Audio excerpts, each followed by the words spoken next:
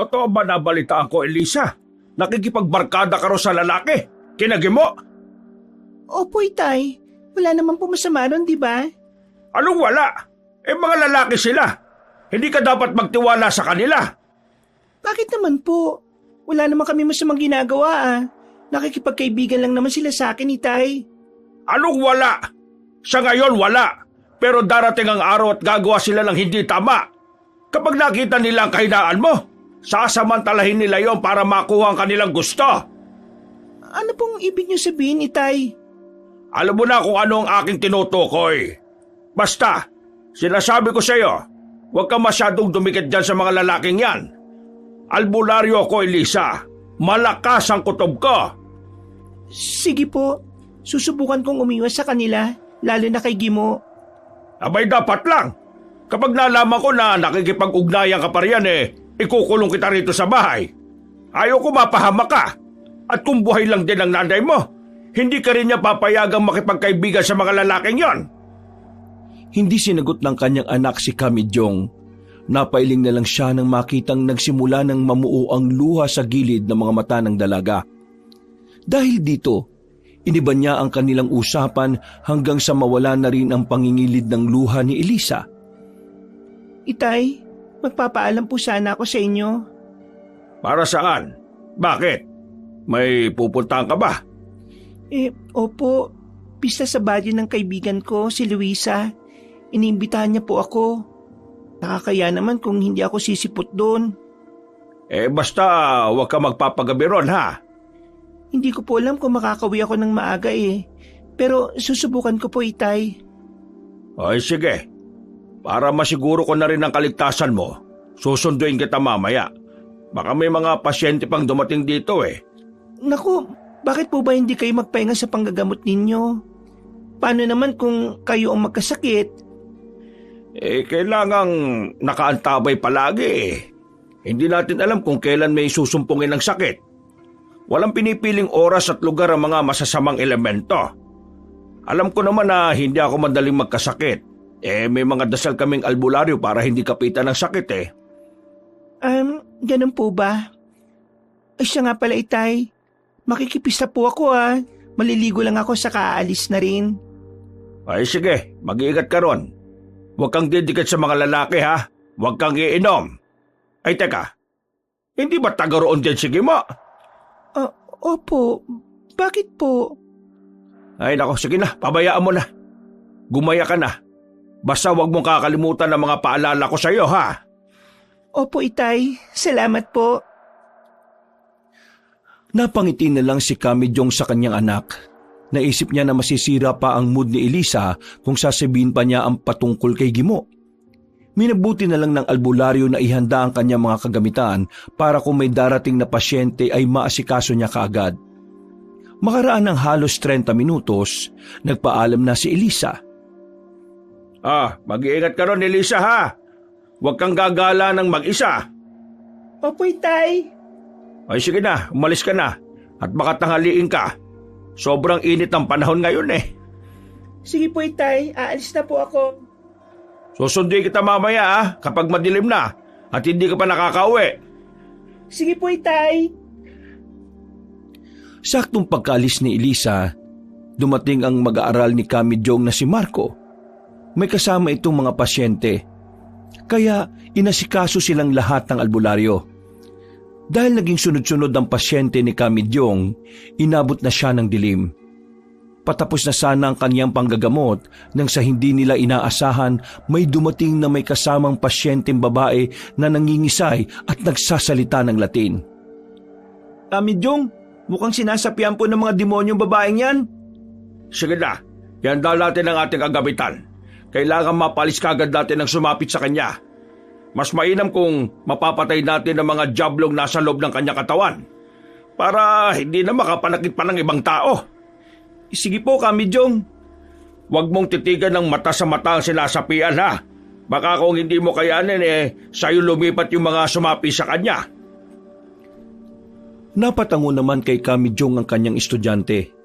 Ginamot nila at ginawa nila ang lahat para mapalis ang sumasampa sa loob ng katawan ng babae. Dahil pahirapan ang ginawa nilang kumbate espiritual at nang matigas pa ang mga demonyo, inabot na sila ng madaling araw. Napabuntong hininga na lang si Kami Jong noong nakauwi na ang babae saka ang kanyang mga kasama. Habang nasa ganoong sitwasyon, naalala ng albularyo si Elisa. Ang aking anak, susundin ko pa nga pa pala siya. Pero anong oras na ba? Naku, baka tulog na po yun, Kami Jong. Malapit na mag-alas 3 ng madaling araw eh. Kung hindi lang sana tayo nahirapan sa pagpapalayas ng nakasaping demonyo sa babaeng yun, baka maagang natapos ang gamutan natin. Kaya nga mas lalo nang lumalakas ang puwersa ng dilim ngayon. Kaya nga po, Kami Jong, pati mga aswang ngayon, parang nagiging malakas na rin ang loob. Paano mo naman nasabi? Sa kabilang bayan kasi, may napabalitang mag-asawa na pinasok ng mga aswang sa kanilang bahay. Pinatay at kinain pa yung sanggol na nasa sinapupunan ng babae. Ay walang ya. Buntis pala ang asawang babae. Sobra na yung mga aswang na yan Kaya nga po, subukan lang nilang pumarito sa baryo natin. Ako talaga makakaharap nila. Kahit na matanda na ako, hindi ko hayaan na maghasik ng lagim ang mga aswang na yan dito sa atin. Dahil pareho nang nakakaramdam ng antok, nagpasya na lang sina Kami Jong at Marco na matulog. Hindi na inalala ng albularyo ang kanyang anak na dalaga. Dahil alam niyang ligtas naman ito sa bahay ng kanyang kaibigan. Kinabukasan, nagising ang albularyo at ang kanyang alalay. Sakto ring nagpaalam si Marco sa kanya nang makita niyang paparating na si Elisa sa kanilang bahay. Namulagat pa ang mga mata ng albularyo nang makita niya kung sino ang kasama nito. Itay, akala ko po ba susunduin niyo ako? Maraming pasyenteng dumating Tapos kanina, inabot pa kami ng madaling araw dahil may dumating na pasyenteng may sapi. Nahirapan kami ni Marco. Buti na lang at napalayas din namin ang demonyong nakasampa sa katawan ng sinasapian. Diyos ko, mabuti naman kung ganun, Itay. Butit walang masamang nangyari. Kasangga ko ang Diyos kaya alam kong hindi niya ako pababayaan sa kahit na anong laban. Teka, bakit ka naman inihatid ng lalaking yon? Hindi ba't... Patawad po pero hindi ko na rin po kayang maglihim sa inyo. Alam ko pong magagalit kayo pero dinala ko po rito si Gimo para formal pong sabihin sa inyo ang totoo. Magtatatlong buwan na po kasi kami magnobyo Ano? Totoo ba ang sinasabi mo, Elisa? Gimo? Opo, matagal na po naming gustong sabihin sa inyo kaso natatakot si Elisa. Hindi sumagot si Kami Jong sa sinabi ng dalawa. Napatitig na lamang siya kay Gimo at napansin niyang hindi ito mapakali. Dahil doon, niyaya niya ang dalawa na pumasok sa kanilang bahay. Wag na po, Kami Jong. Sa susunod na lang po. May pupuntahan pa kasi ako Inihatid ko lang dito si Elisa para masigurong ligtas siyang makakauwi. Sige po, magpapaalam na po ako, Kami Jong. Elisa. Ganun ba? Ikaw ang bahala. Salamat Maraming salamat, Gimo. Kita na lang tayo sa susunod. Nung tuluyan ng makalis si Gimo, pumasok ang mag-ama sa loob ng kanilang bahay. Nang naroon na, naging tahimik ang albularyo. Napatingin na lamang ito sa bintana, kaya nilapitan siya ni Elisa sa kinausap. Napabuntong hininga naman si Kami Jong at napaharap sa kanyang anak. Ilang beses na ba kitang pinaalalahanan, Elisa? Ang akala ko'y susundin mo ako. Mas malala pa pala itong ginawa mo. Patawad po, Itay, pero mabait naman po si Gimo Alam naman po namin ang aming limitasyon. Kung nangangamba ka pong mabubuntis ako, hindi yan mangyayari. Hindi yan ang pinag-aalala ko. Ang Gimong yan ay may lahing aswang. Hindi mo lang alam kung ano ang kasaysayan ng kanilang pamilya. Si tatay naman kung ano-anong pinagsasabi para lang hiwalayan ko si Gimo. Anak, totoong sinasabi ko. Ilang beses ko nang nakasagupa ang kanyang mga magulang dati. Wala na raw sila. Patay na ang kanyang mga magulang. Kaya mag-isa na lang siyang naninirahan sa bahay nila. Hindi na rin daw kasi umuwi yung kumukup sa kanya Malamang. May masama nang nangyari sa mga yun dahil sa kanilang ginagawa. Kaya ikaw Mas maigi kung maaga pa lang ay hiwalayan mo na yung gimong yon. Baka mamaya kung ano pa mangyari sa'yo. Napapailing na lang si Elisa dahil sa sinabi ni Kamejong. Nanindigan ng dalaga na hindi niya hihiwalayan si Gimo sapagkat mabait naman ito at may respeto sa kanya. Nagkwento pa ang albularyo patungkol sa mga pagkakataong nahuli niya ang mga magulang ng binata na nang-aaswang sa kanilang baryo. Dagdag pa niya, may hinala siyang sila ang pinuno ng kanilang angkan dahil sila ang sinusunod ng mga kasamahan nila. Basta, kahit na ano pa sige mo, hindi ko siya hihiwalayan. Mahal ko po siya, Itay, at mahal din niya ako. Ikaw ang bahala. Wala naman akong karapatan para pigilan at baguhin ang nararamdaman mo. Ang sa akin lang, ayaw kitang mapahamak at malagay sa alanganin. Kilatisin mong mabuti ang nobyo mo, bago pa man mahuli ang lahat. Sige po, Itay. Maraming salamat sa pag-aalala. Huwag po kayong mangamba. Mas kikilalanin ko po siya at nang malaman ko kung karapat-dapat siyang mahalin. Ay mabuti naman kung ganon, anak. Basta, kung may problema, sabihin mo lang sa akin. Handa akong makinig sa'yo. Sige po, yan ang gagawin ko. O paano po, matulog na po muna. O paano po, matutulog na muna ako ha? Hindi kasi ako ganong nakatulog kagabi. Ay sige, bababa na rin ako at gagawa ng mga nakabinbing kong gawain sa labas. Magmula ng araw na yon, naging abala na si Kamejong. Maliban sa mga gawain niya sa bukid, marami rin pumupunta sa kanilang bahay at maging ang nagpapatawag sa kanya para magpagamot. Naging madalas din ang pag-alis ni Elisa, kaya hindi niya na ito nakakasama ng malimit. Dahil sa dami ng kanilang inaatupag, hindi na niya napagsabihan ng anak niyang dalaga. Hindi na rin niya nalaman kung sino ang mga naging kasama nito. Isang beses, bandang 2:00 ng madaling araw, saktong pagka-uwi ni Kamejong mula sa bahay ng kanyang pasyente nang dumating din si Elisa. Amoy alak ito at pasuray-suray kumaglakad. Elisa, saan ka na naman galing? Bakit lasing ka, ha? Doon lang po sa kaibigan ko. Nakayayaan kasi kaming uminom dahil kaarawan niya Teka, mag-isa ka lang bang umuwi rito? Hindi ka man lang ba hinatid ng nobyo mong may lahing... Huwag niyo na pong ituloy. Oo, hinatid niya ako. Hindi naman ako magpapakalasing kung alam kong walang maghatid sa akin sabihin mo nga sa akin, may ginawa ba siya sa'yo? Umamin ka, Elisa, ha? Wala, Itay. Mabait sige mo. Kaya hindi niya gagawin ng kung anumang iniisip niyo. Siguraduhin mo lang, Elisa. Kung hindi, dalawa kayong malilintikan sa akin. Teka, bakit parang may iba yata sa paglalakad mo, ha? Si tatay talaga. Lasing po ako Sige na po, pumasok na tayo at gusto ko nang matulog. Nakatulog na nga ako kanina kaso ginising ako ni Gimo at ihahatid niya daw ako. Siya, sige na. Bukas na lang ulit tayo mag-usap.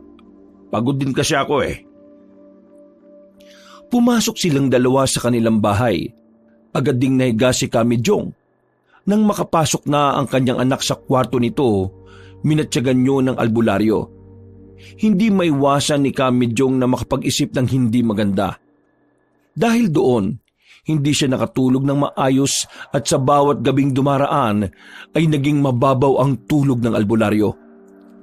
Labis ang naging pag-aalala niya sa kanyang anak na babae at sa kung ano ang posibleng mangyari rito. Makalipas ang halos 2 linggo, dahil meron siyang gamutan sa kabilang bayan, nagpasya si Kamejong na magpaalam. Ayaw sana niyang tumuloy pero dahil may misyon siya, minabuti niyang huwag alalahanin ng kanyang anak na babae. Elisa, aalis na ako ha. Maiwan ka rito sa bahay. Huwag kang aalis ha. Baka kung saan ka na naman magpunta at kung ano mangyari sa'yo. Bakit po? Saan po ba kayo pupunta? Ilang araw kayo ron? Sa kabilang bayan lang. May misyong gamutan ako ron. Isasama ko si Marco at nang magkaroon ako ng alalay. Dumito ka lang sa ating bahay ha. Mamaya baka pasukin tayo na magnanakaw kung walang tao rito. Opo, Itay. Ako na pong bahala. At isa pa pala, huwag mong dadalhin dito yung nobyo mo, ha? Ano na lang ang sasabihin ng ibang kanayo natin kung malaman nilang dinadala mo rito si Gibo habang wala ako? Opo, wag po kayo mag-alala. Hindi ko siya dadalhin dito. Hindi ko po kayo ipapahiya. Mabuti naman kung ganon. O siya, Elisa, aalis na ako, ha? Mag-iingat ka rito. Mag-ingat din po kayo, Itay. Huwag kayo masyadong mapagod, ha? Huwag niyong abusuhin ang inyong katawan. Oo na, sige na, Elisa. Babalik na lang ako rito kapag natapos na yung gamutan ko doon. Noong makababa na si Kamidyong sa kanilang bahay, nakaramdam siya ng kaba. Napalingon na lang siya at napangiti nang makita niyang nakadungaw sa bintana si Elisa at pinapanood siya. Kumaway na lang siya sa kanyang anak at nagsimula ng maglakad palayo. Dinaanan niya si Marco sa kanilang bahay at sinabing pupunta sila sa kabilang bayan. Nang naroon na sila, sinimulan nila ang kanilang gamutan. Tumagal sila roon ng 4 na araw. Dahil dinagsa sila ng mga pasyenteng may mga espiritual na sakit. Noong huling gabi na nila sa nasabing bayan, Kamidyong, may paparating ditong pasyente, oh. Yung binata, tingnan nyo. Nanlilisik yung mga mata at walang humpay na naglalaway. Hindi ako maaaring magkamali, niyanggaw yan. Kung sinapian siya, nagwawala siya at hindi niya ganong kontrolado ang kanyang katawan. Halika, salubugin natin sila at paupuin natin ang pasyenteng yan sa upuan. Sige po, Kamidyong. Sandali lang po. Ako na pong bahala. Sige, maghintay lang muna kayo, ha. Kailangan nating tawasin ang binatang ito. Kung tama ang aking hinala, hinawaan siya at sinadyang pasahan ng mutya ng aswang. Tingnan nyo yung lumalabas sa tawas, Kamidyong, oh. Tamang hinala natin. Sinadya siyang yang gawin. Sigurado ko na gusto ng aswang na yun na matulad sa kanya yung pasyente. Kinakailangan niyang mailabas ang mutyang nalunok niya. Hindi na natin hahayaang maging ibon pa yan. Kapag nangyari yon, sigurado kong magiging ganap na aswang na ang binatang ito. may kung anong ritual na ginawa ang albularyo. Ipinainom niya sa binatang pasyente ang katas ng mga nakalap niyang halaman. Makaraan ng mahigit 10 minuto, kumuha si Marco ng palangganang may mainit na tubig. Sakto ring nagdududuhal ng binata, kaya isinahod nila sa bibig nito ang palanggana. Walang ano-ano. Yan ang mutya, Kamidyong. Napakabaho. Parang bulok na laman at napakalansa. Huwag mo na siyang amoyin. Alam mo namang mutya ng aswang yan, ah. Ay sige na, ilibing mo na yan doon sa may abo. Kailangang hindi yan makalipat sa ibang tao. Sige, Kamidyong. Sandali lang po't gagawin ko yung sinabi nyo. Bilisan mo lang at na makabalik ka kagad dito. Nung wala na si Marco, pinainom ni Kamidyong ng tubig na may orasyon ng pasyente. Pinayuhan na lang din niya itong huwag basta-basta makikipagsalamuha sa ibang tao na hindi niya kakilala. Nagpasalamat naman ang pamilya ng binata dahil sa naging tulong nito. Noon din, nagpaalam na sila at naiwan doon si Kamidyong. Nung makalis na ang pasyente, napalunok ng kanyang laway ang albularyo nang makarinig siya ng paghuni ng tiktik. Sakto ring nakabalik na si Marco at narinig din niya ang ingay sa kanilang paligid. Mukhang may bisita tayo dito, Kamidyong, ah. Oo nga. Teka lang at titingnan ko sa labas. Sama na kita, Kamidyong. Mamaya baka marami sila. Kahit ilan pa sila, hindi ako natatakot sa mga nilalang na yan. Isang usal ko lang ng orasyon, patay ang mga yan. Nang makalabas na sina Kamidyong, nagmatsyag sila sa paligid. Napatawan na lang sila nang biglang tumahimik. Wala na ring naramdamang kakaiba ang albularyo. Kaya niyaya na lang niya si Marco na pumasok sa bahay na kanilang tinutuluyan. Dahil sa panandali ang pagbisita ng nilalang sa kanila, naalala niya ang kanyang anak at ang nobyo nitong pinaghihinalaang aswang. Ikaw, Marco, naniniwala ka bang aswang si Gimo? Sino pong Gimo yung tinutukoy nyo, Kamidyong? ang kaibigan ng ate Elisa mo, nobyo na pala niya. Ano, naniniwala ka ba, Marco? Hindi ko alam kung totoo yung kwento ng ibang tao pero mukhang mabait naman kasi si Gimo Yun nga lang, hindi lang siya palakibo at madalas nagiging mapag-isa. Hindi nakasagot ang albularyo. Minabuti niyang huwag nang sabihin sa kanyang mag-aaral ang katotohanang alam niya patungkol sa kay Gimo.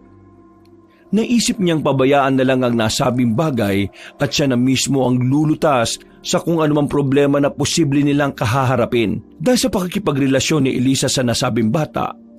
Dahil wala na rin silang pasyente, napagpasyahan ng dalawa na matulog na lang.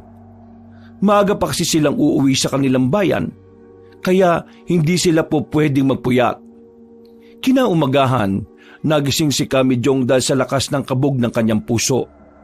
Agad niyang naalala ang kanyang anak, kaya naganda na siya para sa kanilang pag-alis.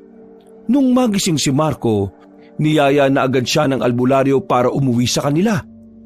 Pagkarating ni Kamijong sa kanilang bahay, naabutan niyang naduduwal si Elisa. O Elisa, ano nangyayari sa iyo? Ilang araw lang ako nawala. Bakit naduduwal ka niyan? Wala po, Itay. Sumasakit lang po yung tiyan ko dahil sa kinain ko kagabi. Sigurado ka ba? Halika nga rito at nang matingnan kita. Wag na po, Itay. Ayos lang ako. Kailangan ko lang siguro magbawas.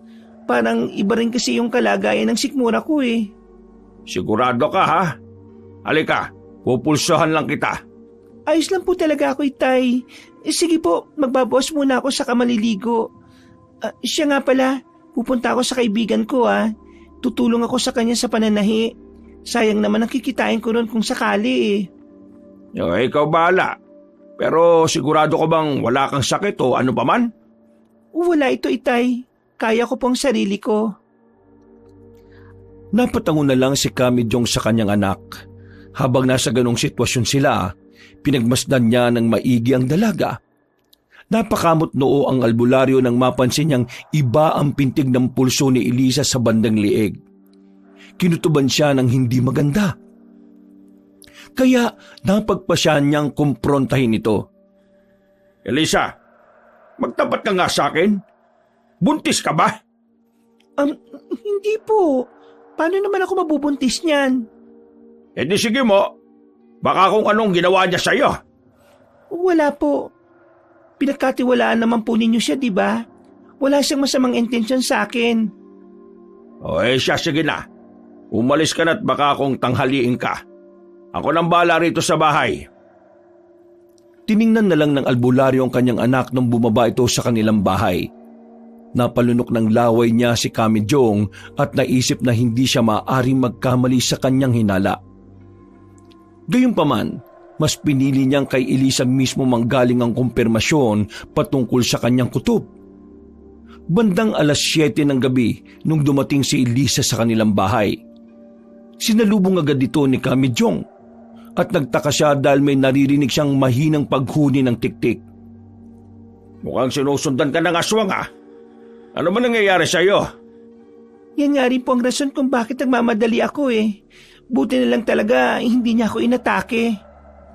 Ilang beses ko naman kasing sinasabi sa'yo na huwag ka magpapagabi. Yan tuloy. Sinundan ka dito ng hayop na yan. Hindi ko na po ulitin, Tay. Pasensya na po. Tapit-tapo na kasi nung matapos ang pananahi namin Ayos lang. Ang importante, ligtas kang nakauwi rito sa atin. Ako nang bahala sa nilalang na nasa labas. Umanda siya sa akin kapag hindi pa siya umalis dito. Noon din, kinuha ni Kamijong ang kanyang itak. Bago bumaba sa kanilang bahay, umusal siya ng orasyon para sa tagabulag. Alam niyang sa paraang yon, madali niyang mahuhuli ang aswang kung sakali. Pagkababa niya, nagmatsyag siya sa paligid. Inikutan niya rin ng 7 beses ang kanilang bakuran. Pero hindi niya nakita ang aswang. Babalik na sana siya sa loob ng kanilang bahay nang may mapansin siyang nakatayo malapit sa malaking puno ng akasya. May kasukalan ng bahaging yon, kaya hindi niya nalaman kung sino ang naroroon. Upang matukoy kung aswang o hindi ang nakatayo, umusal siya ng tigalpo at itinira patungo sa kinaroroonan ng nilalang. Napailing na lang siya nang makarinig siya ng pag-ungol.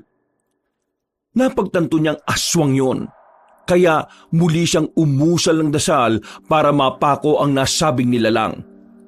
Pero bago pa man makumpleto ni Kamidyong ang kanyang orasyon, biglang umalis ang aswang. Napasipat na lang na mabuti ang albularyo sa bahaging dinaanan niyo nang marinig niya ang pagkaluskos ng tumakas na ito. Nang masiguro niyang wala na ang nilalang, bumalik siya sa loob ng kanilang bahay. Noon din, niyaya niya ang kanyang anak na kumain ng hapunan. Pagkatapos nila, saglit silang nagkwentuhan. Elisa, naramdaman mo ba ang nakasunod sa iyo? May nakita ko sa labas na nagmamatsyag sa iyo rito. Wala naman po, Itay.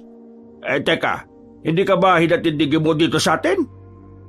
Aba, hindi po. May trabaho po kasi siya eh. Kaya hindi na niya ako nasamahan sa pag-uwi. Kung ganon, sino yung nasa labas? Malamang yun yung aswang na naririnig natin kanina pa. Magtapat ka nga sa akin, Elisa. Ang totoo, buntis ka ba? Hindi ko nga rin po alam, Itay eh. Pero tuwing umaga, nahihilo ako't nasusuka. May mga pagkain din akong gustong kainin at sobrang talas ng aking pangamoy. Sandali, pupulsuhan kita. Kumalma ka lang muna, Elisa. Sige po, Itay. Aba, buntis ka nga. Lintik na gibo yan. Pinagsamantalahan niya yung kahinaan mo. Sinasabi ko na nga bang hindi mapagkakatiwalaan yung lalaking yun eh. Patawad po. Wala naman po kasalanan si Gimo eh. Dalawa kami ang may kagustuhan sa nangyari. Hindi po niya ako pinilit. Paano na ngayon yan? Pinagsabihan na kitang huwag kang didikit at makikipagkaibigan sa binatang yun ah. May lahi nga siyang aswang. Baka kung pati ikaw mahawaan niya. Wala akong pakialam, Itay. Handa akong harapin kung ano man ang mangyayari sa akin at sa aming anak. Bukas na bukas din. Gusto kong dalhin mo siya rito. Gusto ko siyang makausap ng masinsinan. Po, Itay. Gagawin ko ang sinasabi ninyo. Pagkawi ka ng dalaga, pumasok siya sa kanyang kwarto. Napatulala na lang si Kamidyong dahil sa kanyang nalaman. Hindi niya akalain na totoo ang naging kutob niya. Ang hindi lang niya matanggap ay may dugong aswang ang kanyang magiging apo. Gayunpaman, naisip niya mas importanteng buo ang pamilyang madadatnan ng bata kapag nailuwal na siya ni Elisa. Habang nasa ganong kalagayan, hindi niya maiwasang sisihin ang kanyang sarili. Alam niya na kung hindi niya itinuon ang halos lahat ng kanyang oras sa panggagamot, hindi mangyayari yon kay Elisa. Napabuntungin nga na lang siya dahil sa mga nangyari. Nasa kalagitnaan siya ng kanyang pag-iisip nang makarinig siya ng sunod-sunod na pagkaluskos sa paligid. Sinundan yun ng kalampagan sa kanilang bubungan. Itay, merong aswang sa bubong. Tulungan niyo ako. Nandito siya. Sandali. Nandyan na ako, Elisa. Nasaan? Saan bandang aswang? Diyan po. Sumilip dito sa aking hinigaan. Nakita ko ang kanyang mapupulang mga mata. Tumulo din dito sa banig ko ang kanyang laway. Walang yang aswang na yan. Ang lakas ng loob niya para sumugod dito sa bahay natin. Natatakot ako, Itay. Baka kung anong gawin niya sa akin at sa magiging anak ko. Walang masamang mangyayari sa'yo. Akong bahala. Hindi ka kayang saktan ng mga aswang na yan. Dadaan muna sila sa ibabaw ng aking bangkay. Hoy, aswang! Kung sino ka man, umalis ka na rito bago pa man ako makapag-usal ng orasyon. Hindi mo alam kung sino kinakalaban mo. Alis! Sa halip na umalis, mas nanggigil pa ang aswang. Mas nilakasan niya ang pagkalampag ng bubong hanggang sa halos matuklap na yun. Nakaramdam ng galit si Kamidyong. Kaya ipinagpatuloy niya ang pagmumura sa nasabing nilalang. Kung ano-anong pagbabanta na rin ang sinabi niya sa aswang hanggang sa tuluyan na itong lumipad palayo. Hanggang sa mga panahong yon, nanginginig pa si Elisa dahil sa takot. Kaya nilapitan siya ng albularyo. Huwag ka matakot. Hindi kita pababayaan. Sisiw lang sa akin ang aswang na yon. Pero baka po hindi na niya ako tigilan, Itay. Hindi na babalik yon. Takot lang niya makasagupa ako. Sige na, magpahinga ka na at matutulog na rin ako. Pero itay, Huwag kang matakot. Magmamatsyag ako sa paligid. Sige na, matulog ka na. salamat po itay. Basta ang sinabi ko ha, bukas din, iharap mo sa akin ang gimo na yan. Opo, sige po. Pumasok na rin si Kamijong sa kanyang silid at minabuting magpahinga. Dahil sa banta ng aswang, naging mababaw lang ang kanyang pagtulog. Kinabukasan, maagang nagising si Kamijong. Tinawag niya si Elisa, pero wala na ito sa kanyang silid. Minabuti na lang ng albularyo na maglagay ng mga pangontra sa mga bintana nila at pintuan. Pero nang maalala niyang may lahing aswang nga si Gimo, minabuti niyang alisin na lang ang mga yon at baka kung ano pang isipin ng ama ng kanyang magiging apo. Saktong pagkabaklas niya ng mga pangontra, nakita niyang paparating ang kanyang anak na dalaga, kasama ang nobyo nito. Nung makalapit na ang dalawa sa kanya, Elisa, Gimo. Oh, nandito na pala kayo. Halika kayong dalawa sa loob at kailangan nating mag-usap. Tayo na Gimo, pumasok na tayo at makapaganda na rin ako na makakain mo. Sige na, Gimo. Huwag ka na mahiya. Hindi ako galit. May mga bagay lang akong gustong klaruhin. sige po, maraming salamat po. Dito ka muna umupo sa tabi ko, Gimo. Halika. Itay, ano po bang inyong gustong sabihin sa amin? Gusto kong mapagdiskusyonan natin ang patungkol sa dinadala mo, Elisa. Gusto kong malaman kung ano ang plano ni Gimo. Ano pong ibig niyong sabihin, Kamijong? Hindi pa ba nasasabi sa iyo ni Elisa? Sa totoo niyan, Itay, hindi ko pa po nabubuksan ng ganyang topic sa kanya. Kung galon, hayaan niyong ako na ang maglahat patungkol sa nangyayari sa iyo. Gimo, nagdadalang tao ang anak ko. At alam ko na walang ibang magiging ama ng kanyang dinadala kundi ikaw. Talaga po? Ibig niyong sabihin magiging tatay na ako?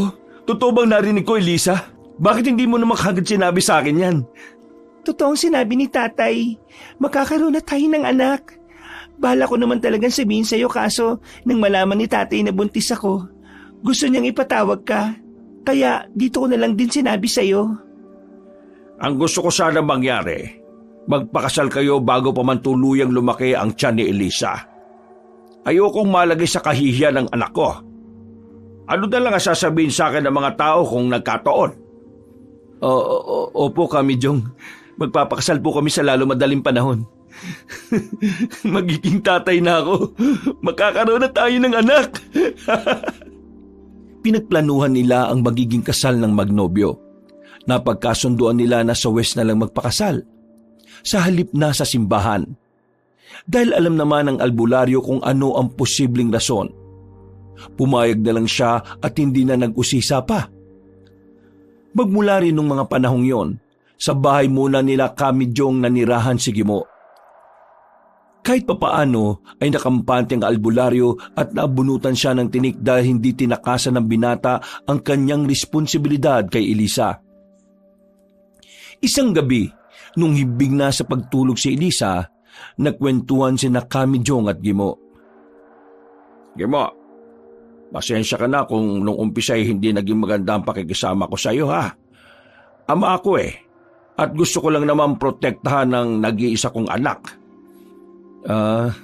Wala po yun. Naintindihan ko kayo, Kamijong. Pero wag po kayo mag-alala. Hindi ko pababayaan si Elisa at ang magiging anak namin. Salamat, Gimo.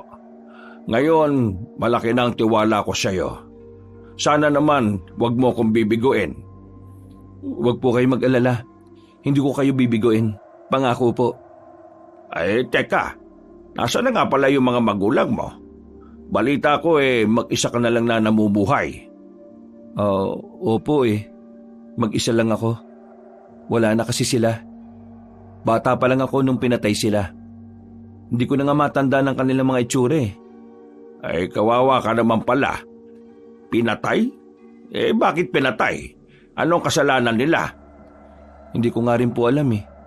Pero ayon sa isang matandang kumupkup sa akin, pinatay raw sila ng mga aswang. Pinatay ng aswang? Ano naman ang motibo ng aswang at pinatay nila ang iyong mga magulang? Ha? Ano? Ewan ko ba? Baka po naging hadlang ang aking mga magulang sa kung ano man ang plano ng mga aswang. Mga walang hiya sila. Hindi nila inisip na may isang batang mawawala ng ama't ina dahil sa kagagawan nila. Talagang napakawalang hiya ng mga aswang na yan. Minsan ko na rin silang nakaharap at napatunayan ko ang kanilang pagiging walang hiya. Hindi na nakasagot si Gimo. Dahil sa takbo ng kanilang kwentuhan, nagpasya na lang ang albularyo na huwag nang ituloy ang pag-uusisa niya patungkol sa pagiging lahing aswang ng binata. Naisip din ni Kamijong na baka walang alam si Gimo sa pagkakaroon niya ng lahing aswang. Nasa kalagitnaan sila ng kanilang pagkukwentuhan nang biglang matigilan ng binata. O Gimo, bakit? May problema ba? May aswang mo sa paligid. May kakaibang enerhiya akong nararamdaman. Teka, ano bang pakiramdam na sinasabi mo? Paano naging kakaiba? Hindi ko nga rin po may paliwanag eh. Basta, alam ko kapag merong aswang sa paligid, Kamijong. Magsasalita pa sana si Kamijong nang biglang may kumalubog sa dingding na malapit sa silid ni Elisa. Nagkatinginan na lang ang dalawa at pareho silang nagkaroon ng kutob na merong aswang doon. Dahil dito, naunang maglakad ang albularyo. Kinuha niya ang kanyang itak saka nagmamadaling lumabas sa kanilang bahay. Saktong pagkalabas niya, sumunod din sa kanya si Gimo na meron ding hawak na itak. Mukhang nandyan lang sila sa bandang likuran, Gimo. Halika, puntaan natin yan. Ayun po, may nilalang na tumakbo patungo sa kasukalan. Malamang, yan na yung aswang na nanggugulo rito. Kung hindi ako nagkakamali, si Elisa ang punteriya niyan. Teka, may mga umaaligid sa ating bakuran. Sigurado na hindi lamang iisang aswang, may mga kasama pa siya. Doon tayo sa bandang likuran ng kusina. Mukhang may kumakaluskus doon eh. Sige po, maging alerto lang tayo. Mga nilalang ng dilim ang ating kalaban eh. Naging marahan ang kanilang paglalakad patungo sa kusina. Nasa kalagitnaan na sila ng kanilang paglalakad na makarinig sila ng pag-angil sa kanilang likuran. Agad silang napalingon at napalunok ng kanyang laway si Kamijong nang makita ang 7 aswang na nakatayo roon. Napalingon pa siya sa bahagi kung saan nakaharap si Gimo. At nakita niyang may nakapwestong 3 aswang. Ako na bahala sa 7 yan. Ikaw naman ang haharap sa 3. Ano, makakaya mo ba? Opo, ako pong bahala. Kaya ko silang talunin. Lahat gagawin ko para lang mapangalagaan ang aming magiging anak. Kung ganon, tayo na. Kung hindi ba natin mapapatay ang mga aswang na ito, kailangan maitaboy natin sila. Sige po, Kamijong. Nagiwalay sina Kamijong at Gimo para harapin ang mga aswang. Nang makita niyang nakangisi ang mga yun at nakahanda, umusal siya ng kanyang poder at pondo sa katawan. Ilang sandali pa, mabilis na lumapit ang albularyo sa 7 nilalang upang sumugod. Umangil sila at agad na umaligid sa kanila. Sa isang pagkisap ng mga mata ng albularyo, sinunggaban siya ng 7. Hindi naman siya natinag at nilabanan niya ang mga aswang. Nasa kalagitnaan siya ng kanyang pakikipaglaban nang marinig niyang napasigaw si Gimo. Ibinaling ni Kamijong ang kanyang pansin doon at nang makita niyang hawak ng 3 aswang ang ama ng kanyang magiging apo. Sinikap ng albularyo na makalapit doon, pero bago pa man niya magawa ang kanyang binabalak, Kamijong, tulungan mo ako! Mga inayupang na aswang to! Tulong! Sandali, uubusin ko muna ito. Ang hirap nilang talunin eh. Hindi bale, may hina lang naman ang mga ito eh. Wala pa ito sa kalingkingan ng mga nakalaban ko dati. Hindi nyo kaya makuha ang aking anak! Kahit na kailan pa kayo sumugod dito, gagawin namin ang lahat para maprotektahan si Elisa! Nandyan na ako, Gimo! Humugot ng kanyang lakas si Kamijong at itinulak ang mga aswang na nakahawak sa kanyang braso. Nang mapatras sa mga nilalang, inundayan sila ng taga ng albularyo. Naging rason yun para matumba ang ibang aswang na kaharap niya. Nang 2 aswang na lang ang kalaban ni Kamijong, napalingon siya sa kinaroroonan ni Gimo. Napamulagat na lang ang kanyang mga mata nang makita niyang mas naging malakas ang binata. Nagawa niyang ibalibag ang 2 nilalang at ang isa na may sinakal siya. At ang isa na may sinakal niya. Humanda kayo sa akin! Uubusin ko kayo lahat! At titiyakin ko mapapatay ko, pati ang inyong pinuno!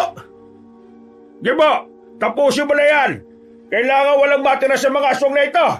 Kung may isa man sa kanila ang tatakas, panigurado na magsusumbong siya sa iba nilang kasamahan! Sige po, Kamijong! Ako nang bahala sa mga ito! Kayong 2 aswang, lumapit kayo rito sa akin at nang malaman nyo kung gaano katalim ang kita ko! Ibinaling ni Kamijong ang kanyang pansin sa 2 natitirang aswang. Napaangil naman ang mga nilalang at mabilis na sumugod sa kanya. Nang mga panahong yon, mas ginalingan pa ng albularyo ang pakikipaglaban sa mga aswang hanggang sa pareho nang nabuwal sa lupa ang mga yon. Nang makita ni Kamijong na buhay pa ang mga yon, nilapitan niya ang mga ito at isa-isang pinugutan ng ulo. Kalaunan, nang masiguro na niyang hindi na mabubuhay ang mga aswang, nilapitan niya si Gimo na nooy nakikipagpambuno sa 2 aswang na kinakalaban niya. Gimo, nasa na 3 aswang? 3 kalaban mo kanina! Nandyan lang po siya. Kanina pa nakahandusay ang nilalang na... Hindi! Baka nakatakas siya, Kamijong! Hanapin ko po siya! Wag na! Ako na lang ang tutugis sa aswang na yon. Siguraduhin mo lang na wala nang mabubuhay pa sa nakalaban mo. Babalik din kaagad ako at ililigpit natin ang mga bangkay na yan. Ikaw po ang bahala, Kamijong. Ay sige, diyan ka muna, Gimo! Saktong pagkalis ng albularyo sa kanyang bakuran, may narinig siyang kaluskos papasok sa kasukalan. Kinutuban siya na yun na ang aswang na tumakas. Kaya nagpasya siyang sundan ito. Habang papalayo siya sa kanyang bahay, napaisip siya patungkol kay Gimo. Nakita niyang iba ang angking bilis ng binata kaysa sa normal na tao. Dahil dito, naginala siyang baka unti-unti nang nagigising ang dugong aswang sa kaugatan nun. Nang tuluyan siyang makapasok sa kasukalan, hinanap niya ang nilalang na nakatakas. Inalam niya kung saan to posibleng sumuot.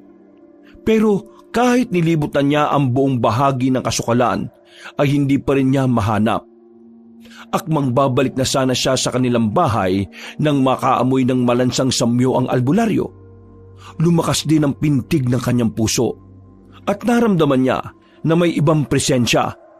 Nang tingnan niya ang paligid, wala naman siyang nilalang na nakita roon. Sigurado ka ba na ang binatang ipinatuloy mo sa iyong bahay ay ang ama ng dinadala ng buntis mong anak? Sino ka? Ano kailangan mo? Anong ibig mong sabihin? Hindi na mahalaga kung sino ako. Gusto ko lang na iparating sa iyo na kilatisin mo muna ang binatang umako sa dinadala ng anak mo. Baka mamaya iba pala ang totoong ama ng sanggol. Kung sino ka man, magpakita ka. Hindi magandang biro mga sinasabi mo. Harapin mo ako at sisiguraduhin kong puputulan kita ng tila. At kung hindi ako haharap, makikita pa rin kita. Kaya kong umusal ng dasal para mapatay ka lang. Hindi mo yata kilala ang iyong binabangga, aswang. Hindi mo rin ako kilala. Mahinang albularyo. Isang tawag ko lang sa mga kasama ko. Paliligiran kanila at paghahatian nila ang iyong mga laman. Pero hindi ko gagawin yon. Mas maganda kung tayong 2 mismo ang maghaharap. Nang panahong yon, nakarinig ng mahinang lagatik ng sanga si Kamejong.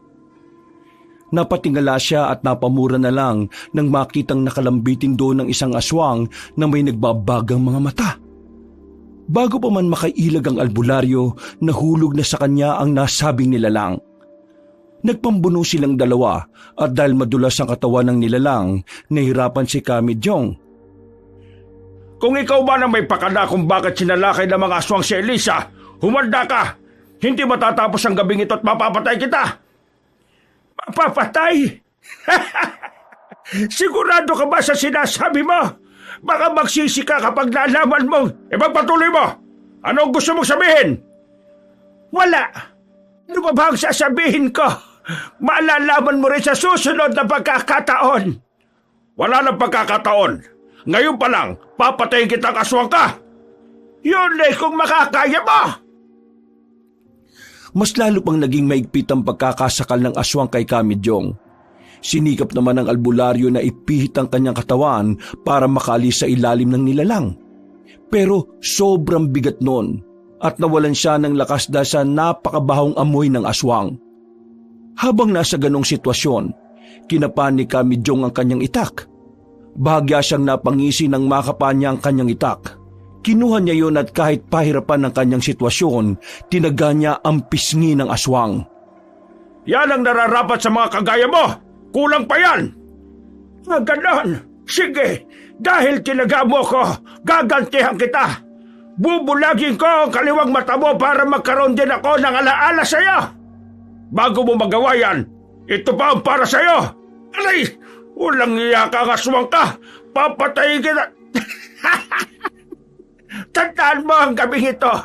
Kung kailan ka binulag ng isang aswang, tandaan mo ang pangalang Sepio. Pagkawika ng aswang, nagmadali siyang umalis. Hindi naman agad nakagalaw sa kanyang pwesto si Kamidyong at napasapon na lang siya sa kanyang kaliwang mata dahil sobrang hapdi nito. Napansin niya ring naging iba na ang kalidad ng kanyang paningin.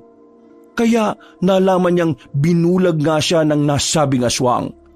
Napamura na lang siya at isinumpa niya sa kanyang sarili na gagantihan niya ang nilalang na nagpakilalang Sepio sa kanya. Bumangon siya pero hindi agad siya naglakad pabalik sa kanilang bahay. Napatulala si Kamidyong nang maisip niya ang sinabi ng aswang patungkol sa dinadala ng kanyang anak sa sinapupunan nito. Naisip niyang kumprontahin si Gimo patungkol doon. Pero nag-aalangan siyang baka masira ang relasyon nila ni Elisa. Nang medyo nawawala na sa isipan ni Kamidyong ang tinura ni Sepio sa kanya, minabuti niyang bumalik na sa kanilang bahay. Nang makita ng albularyo si Gimo na nakaupo sa unang baitan ng hagdanan, lumapit siya sa binata. Hanggang sa mga oras na yon, patuloy pa rin ang pagdurugo ng mata ni Kamidyong at tinakpan niya na ito ng kanyang kamay. Kamidyong, bakit dumudugo yan at may kinakasagupa akong aswang sa loob ng gubat nung sinundan ko ang nilalang na tumakas? Hindi ko akalaing mas malakas siya kaysa sa mga kauri niyang umatake sa atin. Halip po kayo sa loob at subukan po natin gamutin yan. Wag na. Ako na lang ang bahala. Bulag na itong kaliwang mata ko. Walang hiyang aswang yon. Kung nakapaghanda ko baka napugutan ko siya ng ulo. Malas lang yan dahil binuhay pa niya ako. Matatandaan po ba ninyo yung aswang na umatake sa inyo kung sakaling makita ulit kayo? Hindi. Pero binanggit niya sa akin ang kanyang pangalan. At hinding-hindi ko yung makakalimutan. Ano po bang pangalan niya, Kamidyong? Sepio. Yun ang sinabi niyang pangalan niya. Huwag lang siyang magkakamaling magpakita ulit sa akin. Sisiguraduhin kong mamamatay siya. Sepio po? Sigurado po ba kayo? Oo. Klaro sa aking pandinig ang pagkakabanggit niya ng kanyang pangalan. Bakit?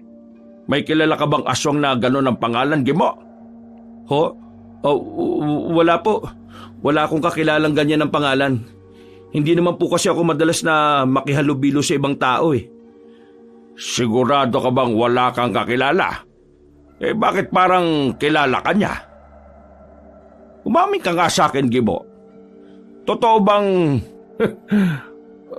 Wala na. Nagbibiro lang ako. Teka. Bakit hindi mo iniligpit yung mga bangkay nang wala pa ako? Pasensya na po. Baka kasi may ibang taong dumaan dito at kung ano pang isipin sa atin Mabuti naman kung ganon. Teka. Saan mo ba itinapon yung mga bangkay ng aswang na yon? Hindi pa ba nagigising si Elisa? Doon po sa may ilog ko tinapon.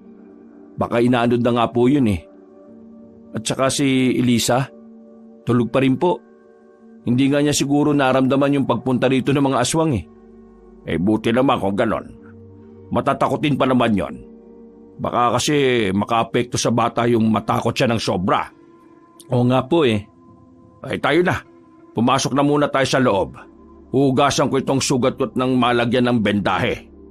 Sige po, Kamidyong. Pinauna ng albularyo na maglakad si Gimo at pinagmasdan ito. Habang nakatitig sa kanya, napansin niyang parang may kung anong pangambang namuo sa loob ng binata.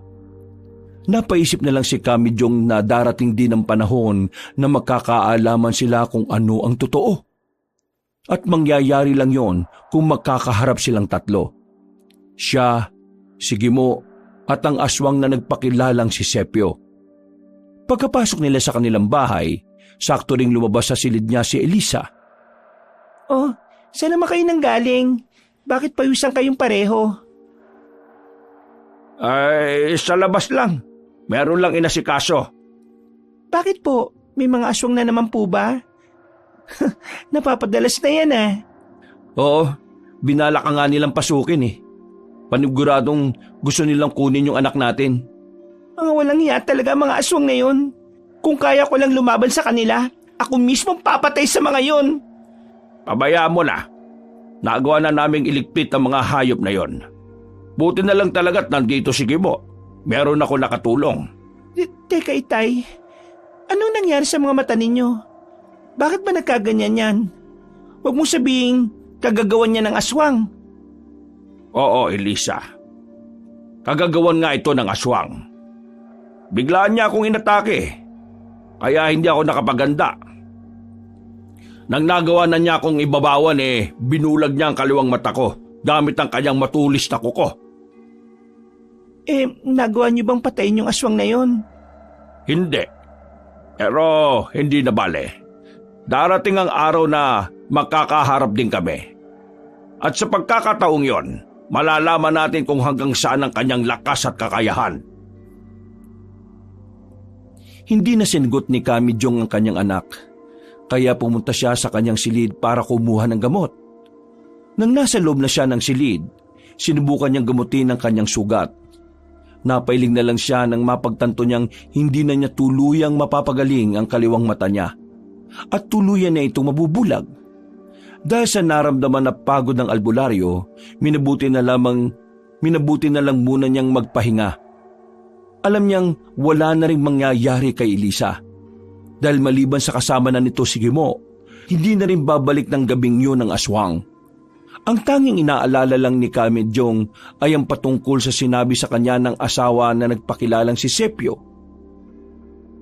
Sa pagdaan ng mga araw, nanatili roon si Gimo para tumulong sa pagbabantay sa paligid. Wala namang aswang na sumugod sa kanila, pero hindi pa rin siya gaanong kampante. Dumaan ng mga araw at linggo hanggang sa dumating ang kabuwanan ni Elisa. Nasa kalagitnaan ng kanyang pagtulog si Kamidyong nang bigla siyang magising. Nakaramdam siya ng sobrang init, kaya bumangon siya at binuksan ang bintana. Saktong pagkabukas niya, nakita niyang lumabas sa kanilang bahay si Gimo. Nagtaka naman ang albularyo kung ano ang gagawin ng binata sa ganong oras ng gabi. Dahil dito, minabuti niyang sundan yon hanggang sa...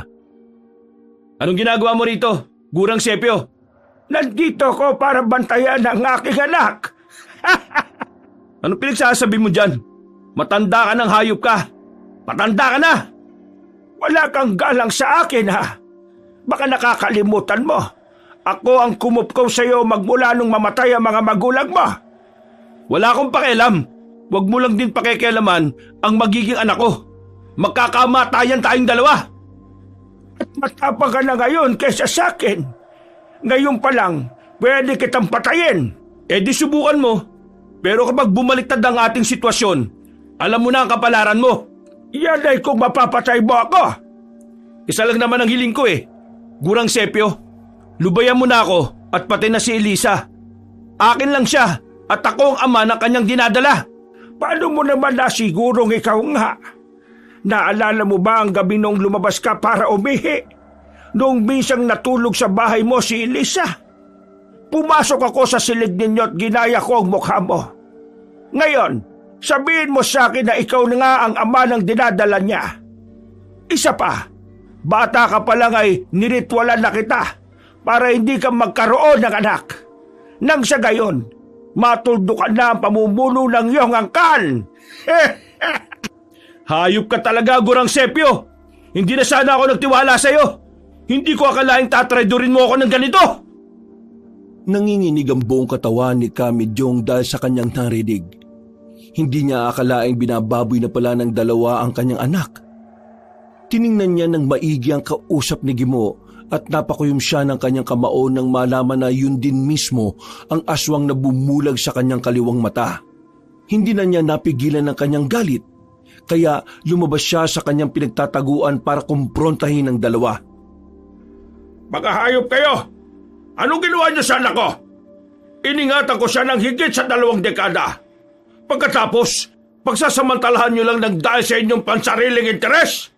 Kamidyong, ikaw? Anong ginagawa mo? Ikaw ang dapat tatanungin ko. Ano ginagawa mo rito at ano kaugnayan mo sa aswang na yan? Kung gayon, tama ang hinala ko noong pa na may lahing aswang ka. Hayaan niyo ako magpaliwanag, Kamidyong. Huwag ka nang maglahad ng iyong mga rason. Narinig ko na ang lahat ng inyong napag-usapan at alam kong hindi ikaw ang ama ng dinadala ni Elisa, kung hindi ang aswang na ito. Hindi po totoo sinasabi ni Gurang Sepio. Ako po talagang... Huwag kang maniwala sa bintang na yan. Akin ang dinadala ng anak mo, Medyong. Kailangan kong may pagpatuloy ang aking lahi. Ang lahi ng mga malalakas na uri ng aswang. At itong sige mo, wala siyang kakayahan na makapagpunla sa isang babae. Mahal ko si Elisa at alam kong akin ang kanyang dinadala. Kahit na ano pa man ang sabihin mo, Gurang Sepio. Huwag kang maniwala sa kanya, Kamidyong. Puro kasinungalingan ang sinasabi ng aswang na yan. Huwag mo nang ipagkaila. Ramdam ko ang lukso ng dugo ng sanggol na nasa sinapupunan ng dalaga. At ikaw, Albularyo, gusto mo bang pati ang kanang mata mo ay bulagi ka? Subukan mo. At nang malaman mo kung anong makakaya kong gawin sa mga tulad ninyo. Bakit? Anong magagawa mo? Darating ang panahon at makukuha ko ang anak ko. Walang sino bang makakapigil sa akin kahit na ikaw, Medyong. At bakit? Sa palagay mo ba'y hahayaan kitang angkinin ang aking anak? Ilang beses ko lang sinasabi sa'yo, hindi mo anak ang nasa sinapupunan ng nobya mo. Gimo, kung talagang mahal mo nga si Elisa, ipagtatanggol mo siya at pati na ang sanggol na nasa sinapupunan niya. Tama po kayo, Kamidyong. Kailangan mapangalagaan ko ang aking anak mula sa anumang panganib kagaya ni Gurang Sepio. Noon din ay napatras si Kamidyong. Inihanda na lang niya ang kanyang sarili sa kung anumang mangyayari. Walang ano-ano. Nakita niyang nagbago ng anyo si Gimo. Naging isang mabalahibong nilalang ito na merong nagbabagang mga mata at mahabang mga kuko. Napaanggil din ang binata at napalingon pa sa kanya.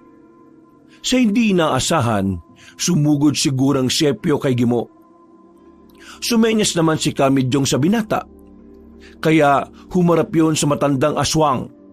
Naglaban silang dalawa at nanatiling nakatayo roon ng albularyo habang nanunood sa kanya.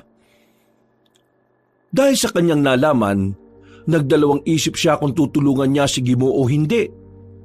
Sige, Gimo! Ipakita mo sa akin kung gaano mo kamahal ang anak ko.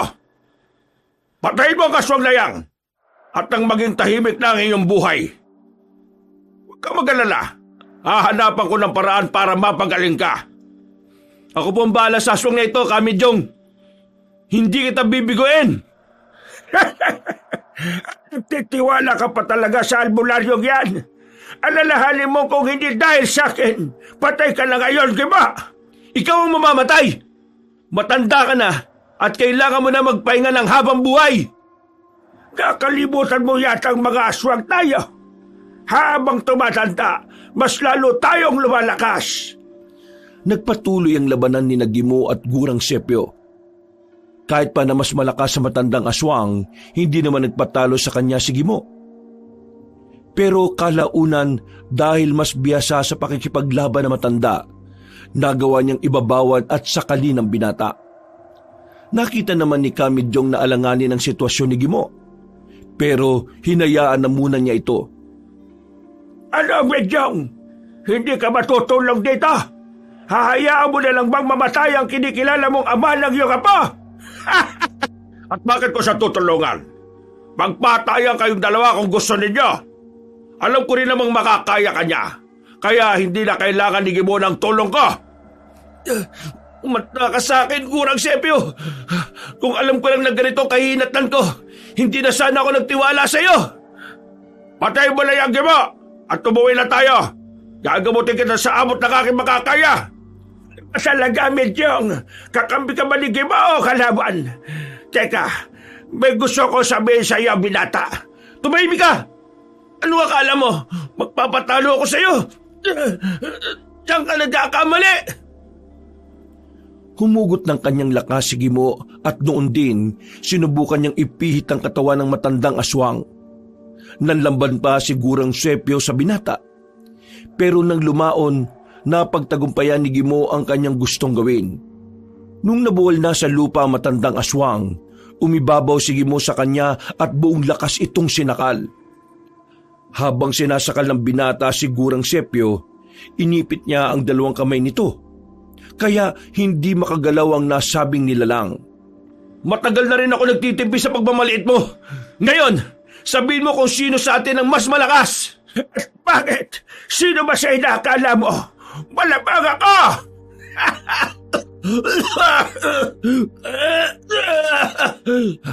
Uulitin ko, sino ang mas malakas? Kapag hindi mo pa inamin na mas malakas ako kaysa sayo, babaliin ko ang leeg mo! Talaga bang magagawa mo yan? Teka, bakit ba ako ang inyong kinakalaban? Ha? Hindi naman akong tunay mo kalaban Ano bang ibig mo sabihin? Huwag mo akong uutuin. Hindi ako bata para paniwalaan ng pakulo mo. Walang ibang kalaban dito kung hindi ikaw. Inangkin mo ang sanggol na hindi naman sayo. Bakit hindi mo talungin ang ama ng iyong nobya? Siya ang usisain mo dahil mas marami siyang alam kesa sa akin. Kamidyong, anong ibig sabihin ng aswang na ito? Medyong, sabihin mo na ang totoo at kung ano man ang gustong malaman ni Gimo. Nasasakal na ako rito at hindi na ganong makahinga. Wala akong dapat na sabihin. Magpataya kayo riyan hanggat gusto ninyo. Medyong, huwag ka nang magmatigas. Nandito na tayo at kailangang magkaalaman na. Total, naumpisa na natin ito. Kamidyong, may itinatago ba kayong... Ang albularyong yan ang pumatay sa mga magulang mo, Gimo. Siya ang rason kung bakit naghirap ka simula nung bata ka pa lang. Ngayon sabihin mo, sino ang dapat mong kinakampihan? Ako na dating kumukup sa iyo o ang albularyong pumatay sa iyong mga magulang? Hindi nakasagot si Gimo. Napaangil siya. Mas lalo pa niyang hinigpitan ang kanyang pagkakasakal kay Gurang Sepyo at sa hindi inaasahan ni Kamidyong napalingon ang binatang aswang sa kanya.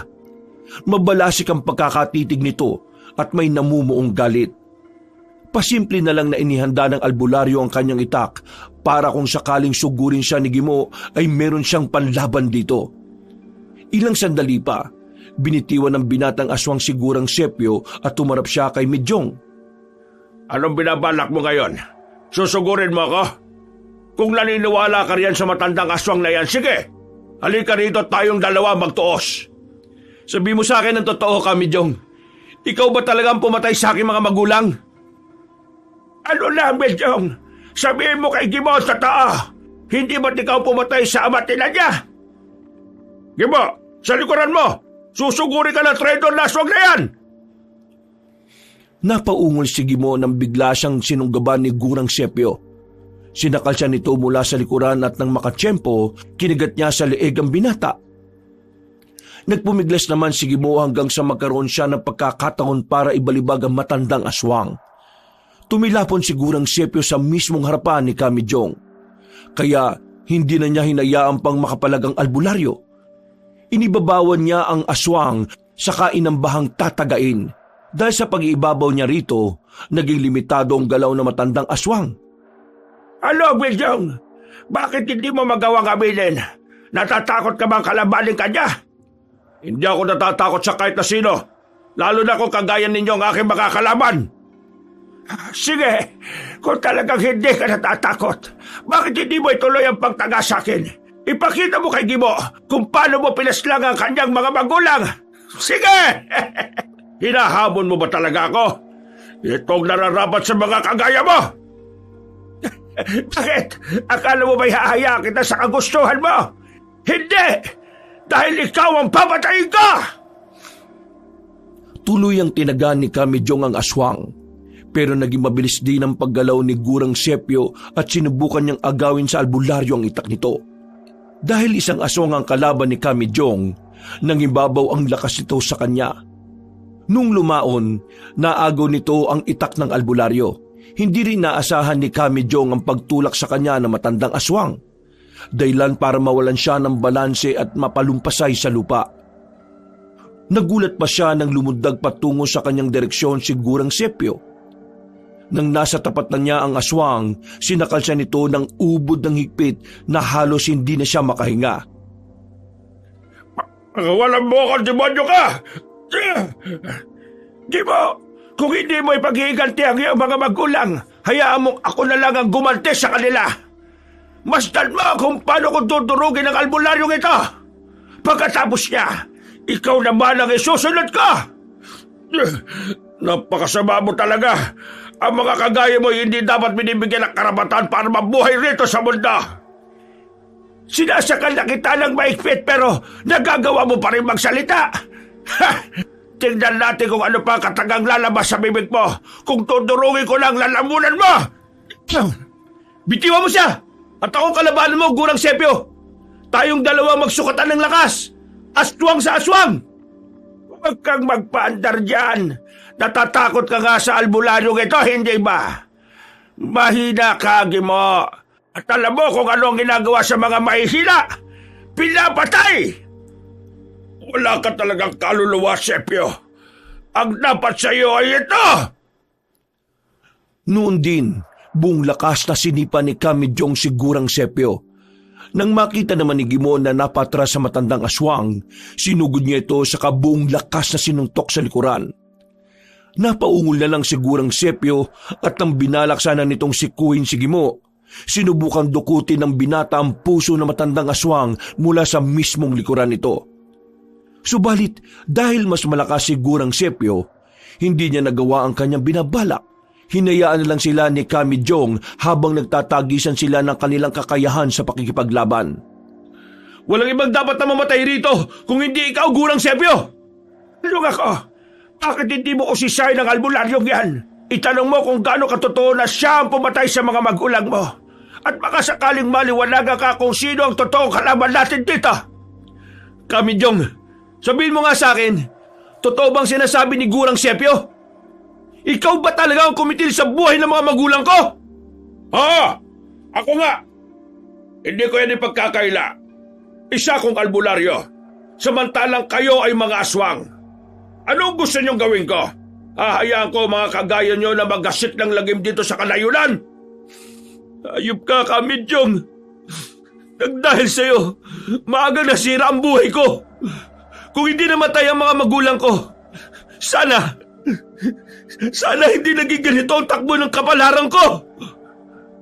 Oo, aminin ko. Ako pumatay sa kanila. Pero hindi talaga sila ang aking punteriya. Kung hindi, yang si Sepio. Siya ang dapat nandun. Pero sa hindi ko malamang rason, wala siya sa labas ng bahay ng buntis na sinubukan kong iligtas. Ang nandun ay ang iyong mga magulang. Sa wakas, lumabas na rin sa sarili mong bibig ang katotohanan. Oo, at may isa pa akong nalaman. Bago mawalan ng buhay ang iyong inang aswang. Gimo, sinabi niya sa akin na si Sepio ang rason kung bakit sila nandun. Inilahad din niya ang kanyang masamang balak laban sa'yo. Sinungaling!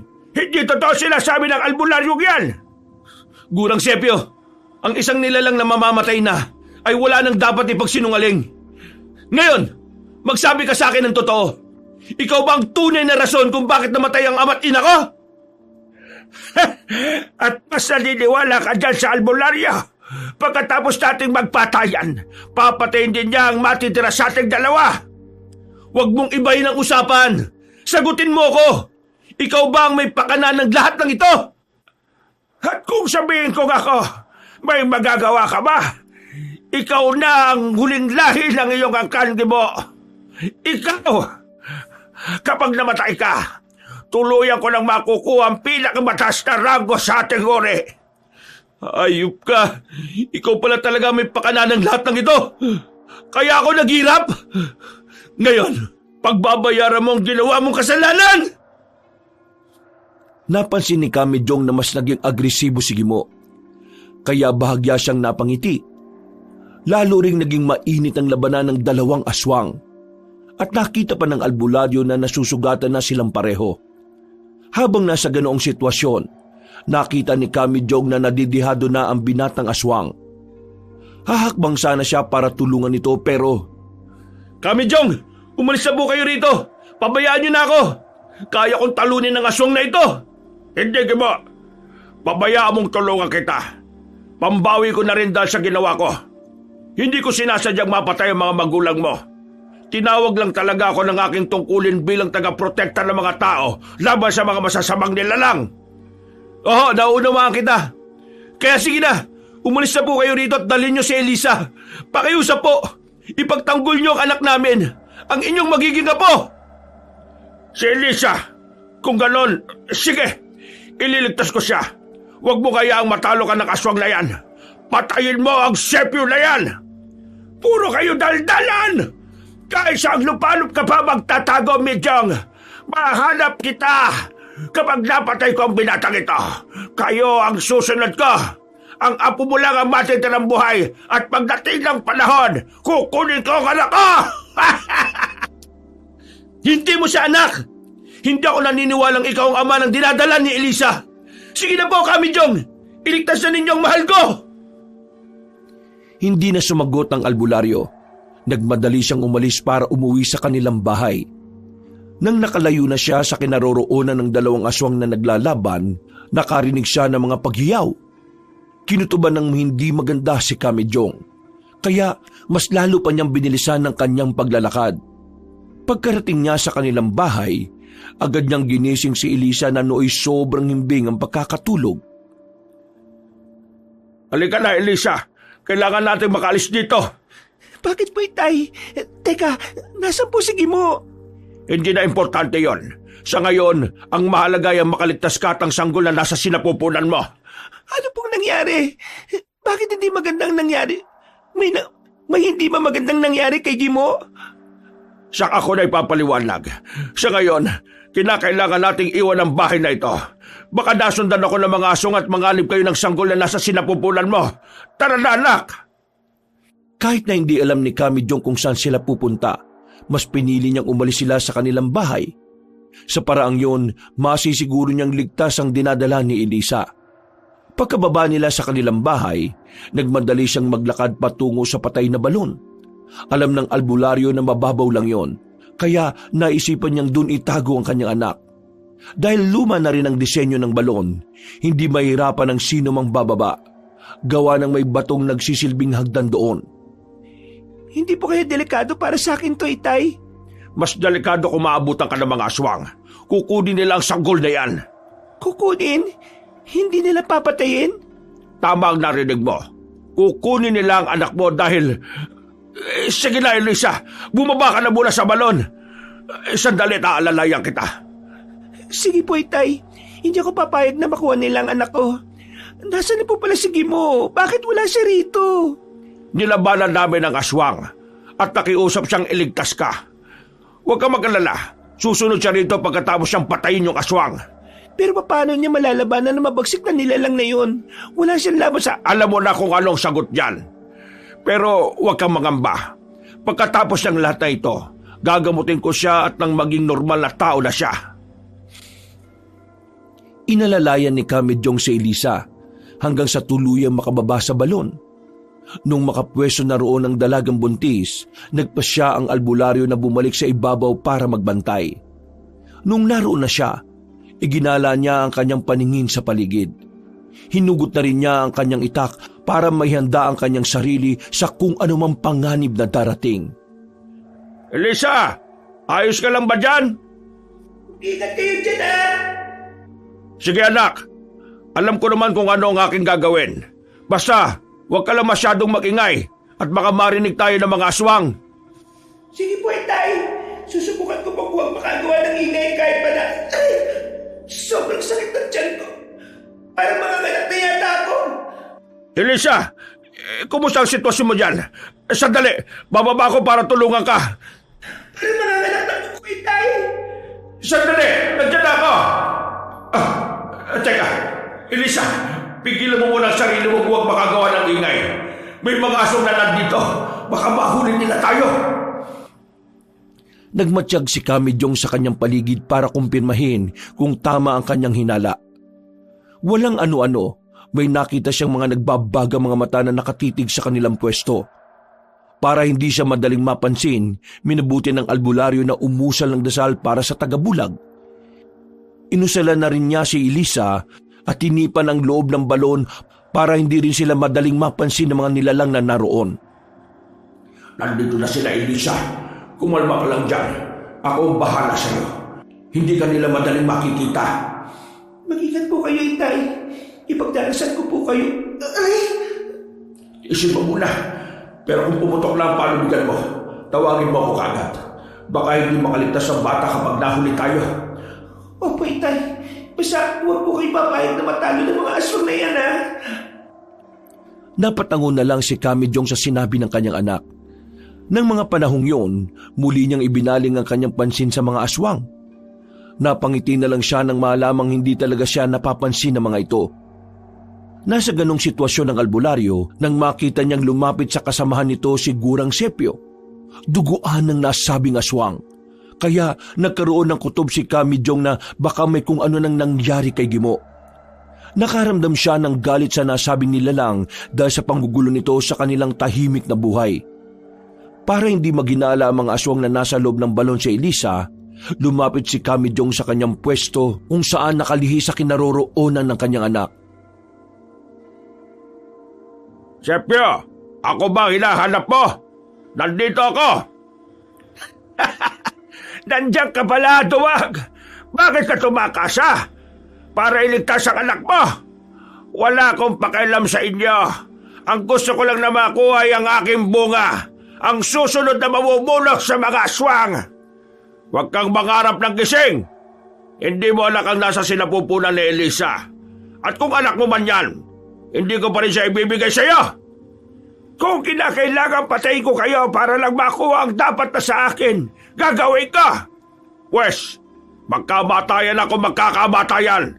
Hindi ako natatakot sa inyo. Sige mga kasama, maganda kayo at itulad natin siya sa ginawa ko kay Gimo. Walang hiya ka. Anong ginawa mo sa kay Gimo? Wala ka na ron. Ang mahalaga, pinatay ko na siya. Demonyo ka, Sepio. Magbabayad ka sa ginawa mo. Hindi kita hayaang mabuhay pa. Mamatay man ako, pero buhay pa rin ang aking dugo. Alam kong hindi mo kayang patayin ang aking anak. Ang nga po ba? Kumpara sa kapakanan ng lahat, kahit kadugo ko'y handa kong pumatay. Bago magyari ang iyong sinasabi, ikaw na muna ang mauna. Mga kasama, alam na ninyo ang inyong gagawin. Pagkasenyas ni Gurang Sepio, nagsitakbuhan ng mga aswang patungo sa kinatatayuan ni Kamidyong. Napahawak naman ng maigpit sa kanyang itakang albularyo at inihanda ang kanyang sarili. Pagkalapit ng mga aswang sa kanyang kinaroroonan, kinalaban niya sila at walang pagdadalawang isip na pinagtatataga. Dahil sa naging husay niya sa pakikipaglaban, isa-isa niyang naibuwal ang mga kalaban niyang nilalang. Hindi na rin naituon ni Kamidyong ang kanyang pansin sa pinuno ng mga aswang dahil mas naging agresibo pa ang mga nilalang na natitira. Kalaunan, nagawa niyang pabagsakin ng mga aswang at para masigurong hindi na babangon ulit ang mga yon, napagpasya ni Kamidyong naggilitan silang lahat ng leeg. Saktong pagkatapos niyang gawin yon, nakarinig siya ng pag-iyak ng sanggol. Itay, ang anak ko, kukunin ang aswang! Walang Itay! Walang hiya ka, Sepio! Huwag mo pakialaman ang apo ko! Nandito po siya sa loob ng balon! Tulungan mo ako! Ayokong makuha niyang anak namin ni Gimo! Hindi si Gimo ang mahal ang dinadala mo! Ako! Akin ang sanggol at pabayaan mo kung buhayin siya sa parang gusto ko at nararapat! Lubos Lubayan mo ang apo ko! Umalis ka dito dahil kung hindi, mamamatay ka dyan sa loob ng balon! Napatawa si Gurang Sepio. Umusal na naman ng orasyon si Kamijong. Pero bago pa man niya masambit ang susi ng kanyang pantigalpo, may malakas na puwersang tumama sa kanya. Hindi niya naiwasan yon at naging rason ito para mapatras siya at mapalumpasay sa lupa. Napanganga na lang siya at agad na napatayo nang makita niyang lumabas sa balon ng aswang habang karga nito ang batang nakalawit pa ang pusod. Huwag mong kunin ang apo ko! Kapag ginawa mo yan, uubusin ko ang lahi ninyo! Gawin mo, Medyong! Hindi ako natatakot sa mga salita mo! Diyan na kayo at kailangan ko bang dalhin ang anak ko sa kuta! Napatakbo si Kamijong patungo sa kinaroroonan ni Gurang Sepio. Nang makalapit na siya rito, sa hindi niya inaasahan ay lumundag ng napakataas sa matandang aswang. Napatimbagang na lang si Kamijong dahil sa galit. Itay! Nabawi niyo ba anak ko? Demonyong aswang yun! Baka kung anong gawin niya sa sanggol! Huwag ka magkalala. Hahanapin ko siya at susundan patungo sa kanilang kuta. Hindi ako papayag na mangyari ang sinasabi niya. Teka, totoo bang sinabi niyang hindi sige mo ang ama ng bata? Hindi ko rin alam. Pero malalaman natin yan kapag nabawi ko ng sanggol at napatay ang mga aswang na yon. Sana buhay pa sige mo at makatagpo ko siya ulit. Kailangan natin ng paliwanag niya. Sige po, tulungan niyo po ako, Itay. Gusto mo umakyat at maanak ko rin ang anak ko. Sige, tutulungan kitang makakyat dito. Pero mag-isa akong pupunta sa kuta ni Sepio. Pero baka kumapano kayo, Itay? Kaya ko ang sarili ko. Magpahinga ka na lang muna sa bahay natin. Wala nang aswang na susugod sa atin dahil nakuha na niya ang kanyang pakay. Inalalayan ni Kamijong ang kanyang anak na hanggang sa mga oras na iyon ay umiiyak. Nang makakyat na sila, hinatid ng albularyo si Elisa sa kanilang bahay. Umusal na rin siya ng pampabakod na orasyon para walang masamang elemento na makapasok sa kanilang bakuran. Nang masiguro na niyang ligtas si Elisa doon, nagpaalam siya sa kanyang anak para sundan si Gurang Sepio. Alam niyang walang masamang mangyayari sa sanggol, pero ang tanging inaalala lang niya ay baka gamitin niyo na matandang aswang para sa pansarili niyang interes. Nasa kalagitnaan siya ng kanyang paglalakbay para puntahan ang pinaghihinalaan niyang kuta nang may biglang lumapag sa kanyang harapan. Inihanda ni Kamijong ang kanyang sarili at nang malaman niya kung sino yon, ibinaba niya ng bahagya ang kanyang hawak na itak. Gimo, buhay ka. Anong nangyari? Bakit nakatakas mula sa iyo si Gurang Sepio? May masamang balita pala ako sa iyo. Tinagay niya ang anak niyo ni Elisa. Ano? Hindi talaga titigil ang matandang aswang na yon. Humanda siya. Papatayin ko siya kapag nagkasagupa ulit kami. Malamang, dadalhin niyo sa kanyang kuta. Tayo na, at kailangan natin mabawi ang sanggol. Sige, bilisan natin ang paglalakad. Sigurado ko na may hindi magandang binabalak ang aswang na yon. Pero teka, ano nangyari sa naging laban niyo ni Gurang Sepio? Natalo niya ako. Naisahan. Buti na lang at may nagligtas sa akin na isang albularya. Yun ang dahilan kung bakit nabuhay ako at nanumbalik ang lakas ko. Kung gayon nasaan na siya? Bakit hindi mo siya kasama? Hindi ko alam, pero nang medyo naalimpungatan na ako, nakita ko siyang naglaho. Nagmistula siyang liwanag na unti-unting nawala sa karimlan. Ay mapalad ka dahil binigyan ka pa ng ikalawang pagkakataon para mabuhay. Tama po kayo, at hindi ko sasayangin ang pagkakataong ito. Nasabi din pala sa akin ng albularya na hindi sigurang Sepio ang tatay ng sanggol na dinadala ni Elisa. Ako ang tatay. Gumawa lang ng kwento matandang aswang na yon para makuha ang sanggol at maisalin niya roon ang kanyang buhay at enerhiya. Maisalin ang buhay at enerhiya? Para saan? Para maging bata siya. Ang katawan na gagamitin ni Gurang Sepio ay katawan ng isang bata. Pero ang isipan niya, ang puso at maging ang kaluluwa ay pagmamay-ari pa rin niya. Kumbaga, magiging pagmamay-ari niya ang pisikal na katawan ng sanggol. Walang hiya siya. Demonyo! Kailangan talaga mapigilan natin siya. Oo, Kamijong. Kailangan mapatay natin siya at maging ang iba pa niyang mga kasama. Sa paraang yon, magiging tahimik na ang buhay natin. Humanda sa akin ang aswang na yon. Ako ang papatay sa kanya! Para hindi gaanong mapagod ang albularyo, nagpalit ng anyo si Gimo at naging isang dambuhalang aso. Pinasakay niya si Kamijong sa likuran nito at nagpatuloy sa kanilang paglalakbay patungo sa kuta ni Gurang Sepyo. Nang lumaon, nakarating na sila sa isang liblib na nayon. Wala silang nakitang kabahayan roon. Mga puno lang at mga ligaw na damo. Bago sila nagpatuloy, minabuti nilang dalawa na magmatsyag na muna. Bumaba si Kamijong sa likod ng aswang. Agad ding nagpalit ng anyo si Gimo at muli itong naging isang tao. Gimo, patawarin mo ako kung nagawa kong patayin ng iyong mga magulang. Hindi naman sila ang aking punteriya nung gabing yun eh. Sigurang Sepyo. Siya ang nag-aasik ng lagim sa nayong pinanggalingan ko. Pero ang ama't ina mo, ang aking nakasagupa ron. Matagal na po nangyari yun, Kamijong. Kalimutan na natin ang nakaraan. Ang mahalaga sa ngayon, mabawi natin ang sanggol na tinangay ni Gurang Sepyo. Salamat at naging malawak ang pag-iisip mo. Huwag ka mag-alala. Mababawi natin ang anak niyo ni Elisa. Mukhang hindi maganda ang kutob ko ha. Sobrang tahimik sa paligid at wala man lang kahit na anong kulisap na gumagawa ng ingay. Maganda na lang tayo. Paniguradong natimbrihan na ni Gurang Sepyo ang mga kasama niya patungkol sa pagdating ko rito. Pagugulat din siya kapag nalaman niyang buhay pa ako. At pagkatapos ng lahat ng ginawa niya sa akin, humanda siya. Ipapatikim ko sa kanyang ganti ng isang ama na ninakawan ng anak. Sandali. May gumagalaw sa bandang silangan. Malamang mga alagad yan, Sepyo. Susubukan kong tingnan kung totoo ang ating hinala. Sandali lang. Sige, mag-ingat ka. Pero teka, baka makita ka nila, Gimo. Huwag kayong mag-alala. Hindi ako papayag na makita nila. Magpapalit na lang ako ng aking anyo.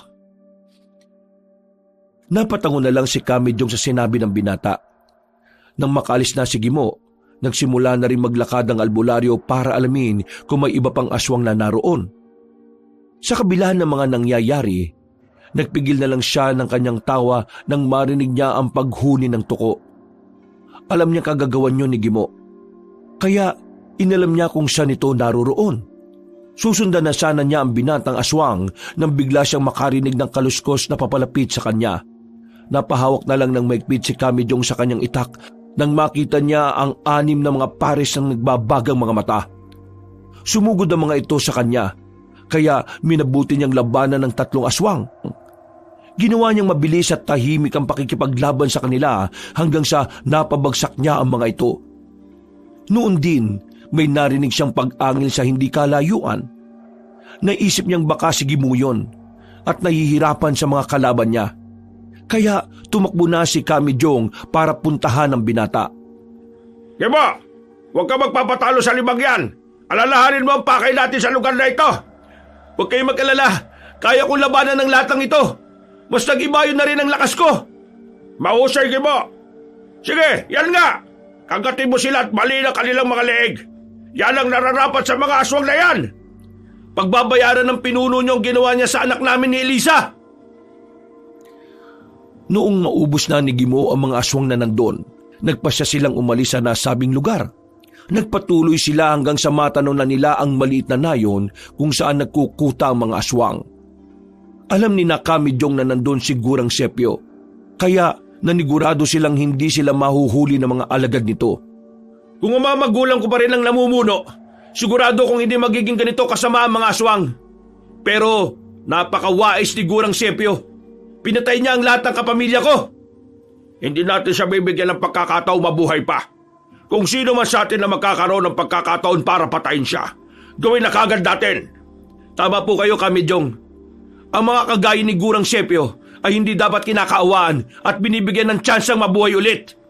Nasa kalagitnaan sila ng kanilang paglalakad nang may makita silang halos 20 aswang na papasugod sa kanilang pwesto. Inihanda naman ni Kamijong ang kanyang sarili. Napalingon na lang siya kay Gimo nang makita niyang nagpalit ng anyo ang aswang at naging isang malaking aso. Pagsasabihan sana niya ang binata pero bigla itong tumakbo para salubungin ang napakaraming nilalang. Wala namang nagawa si Kamijong, kung hindi ang tumakbo na rin para tulungan ang ama ng kanyang apo. Nakipaglaban silang dalawa sa mga aswang. Noon din, minabuting mag-usal ang albularyo ng dasal para tawagin ang ibang gabay niya. Pagkawika niya ng mga katagang yun, mas lalo siyang naging maliksi at malakas. Ramdam din niyang nadagdagan ng kanyang espiritual na kapangyarihan. Kaya mas nag-ibayo rin ng kanyang kakayahan. Nung halos kalahati na lang ang natitira, muling nagpalit ng kanyang anyo si Gimo at naging isang mabalahibong tao. Makakaya natin ang lahat ng ito, Kamidyong. Magtiwala lang tayo sa isa't isa. Oo, mauubos natin ang mga kampo ni Gurang Sepyo. Mababawasan na natin sila. At sigurado ko nakakaunti na lang ang mga tauhan niyang nasa mismong kuta nila. Ubusin na natin to at nang mapasok na natin ang kinukutaan ng aswang na yon. Sige, para matapos ang lahat ng ito at nang makauwi na tayo. Kailangan pa kitang gamutin para maging karaniwang tao ka na lang. Teka, pwede ba yon? Kahit na nakatikim na ako ng karne ng tao? Oo, ako ang bahala. Gagamitin natin ang mataas na uri ng ritual na nakapaloob sa lihim ng mga lihim. Magtiwala ka lang sa kakayahan ko at magagamot kita. Sige po, alam naman ninyo na meron akong tiwala sa inyo kahit nung una pa lang. Ipinagpatuloy nila ang kanilang pakikipaglaban sa mga aswang na naroon. Nung patapos na sila, nagulat silang dalawa nang makitang may ikalawang pangkat pang papalapit sa kanila. Para mas mapadali ang pagpaslang nila sa mga aswang na yon, umusal na si Kamidyong ng tigalpo para mawala sa pokus sa mga aswang. Namulagat na lang ang mga mata ni Gimo nang makita niya ang mga nilalang mismo na papalapit sa kanila ang naglaban at nagpatayan. Tayo na! Hayaan na lang natin sila magpatayan. Ang sino mang aswang na lalapit sa kanila ay susugurin din ng mga yan. Dumiretso na tayo sa kuta at nang mabawi na natin ang anak ninyo. Ang galing po talaga ninyo, Kamidyong. Tayo na po. Baka bumalik pa sa wastong pag-iisip ang mga nilalang na yan eh. Araw lang ang may kakayahang makapagpabalik sa kanila sa katinoan. Kung masisinagan sila ng araw, mawawala ng bisa ang tigalpo ko sa kanila at magiging tao sila. Yun nga lang, dahil sa kapangyarihang taglay ng araw, mamamatay rin silang lahat. Nasisiguro ko magtatagumpay tayo, Kamidyong. Ang galing nyo po at ang tikas. Huwag muna tayo magsaya. Mamaya na kapag naiuwi na natin ang sanggol na dinukot ng Gurang Sepyo na yon. Pagkatapos magwika ni Kamidyong, siya na mismo ang naunang naglakad patungo sa kuta ni Gurang Sepyo. Habang umuusad patungo roon, nagmatsyag sila sa paligid. Gamit ang kanyang malakas na intuisyon, inalam ng albularyo kung marami pa ang mga nilalang na naroroon.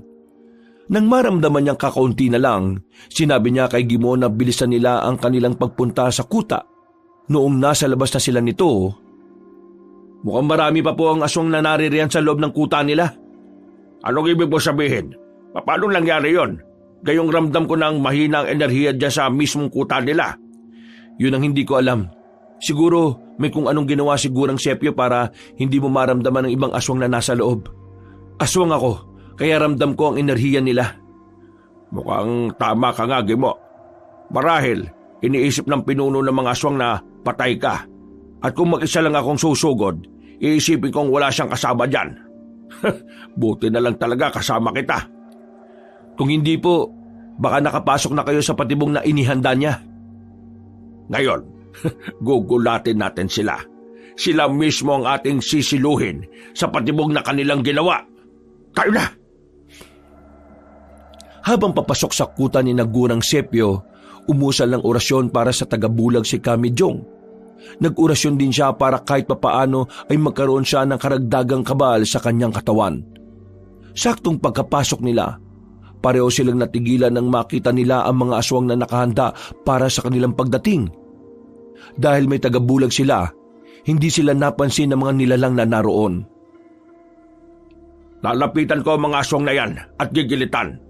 Kapag nasimulan ko na ang pagpatay sa kanila, pakihanap na lang si Gurang Sepyo. Kunin mo ang iyong anak at hanggat maaari huwag ka magpapahuli sa kanya. Iuwi mong sanggol at ako nang bahala sa pinuno ng mga aswang na yon. Pero hindi po kita pwedeng pabayaan, Kamidyong. Ako malalagot kay Elisa kapag hindi tayo magkasamang umuwi. Basta sundin mo lang ang sinasabi ko. Unahin nating iligtas ang sanggol. Yan ang pinaka-importante sa ngayon. Sige po, Kamidyong. Susundin ko na lang po yung sinasabi ninyo. Pero paano kung mahuli ako ni Gurang Sepyo? Ako nang bahala. Ililigtas ko kayo. Basta sikapin mong mailigtas ang sanggol. Sige po. Malaki naman po ang tiwala ko sa inyo eh. Marahang lumapit si Kamijong sa aswang na nasa bandang dulo ng kanyang hanay. Bago nito gilitan ng leeg ng nasabing nilalang, sumenyas na siya kay Gimo. Nang makaalis naman ang binatang aswang, binilisan ni Kamijong ang kanyang paggalaw. Nakalimang aswang na siyang nagigilitan nang mapansin siya ng iba pa. Napatungal ang mga iyon na parang mga ligaw na hayop. Kaya nabahala na si Kamijong. Pero sa halip na matinag, minabuti niyang harapin ang mga aswang na naroon. Pinaligiran siya ng mga aswang. At sa isang pagkisap ng mga mata, nilusob siya ng mga ito. Nilabanan naman sila ni Kamijong hanggang sa...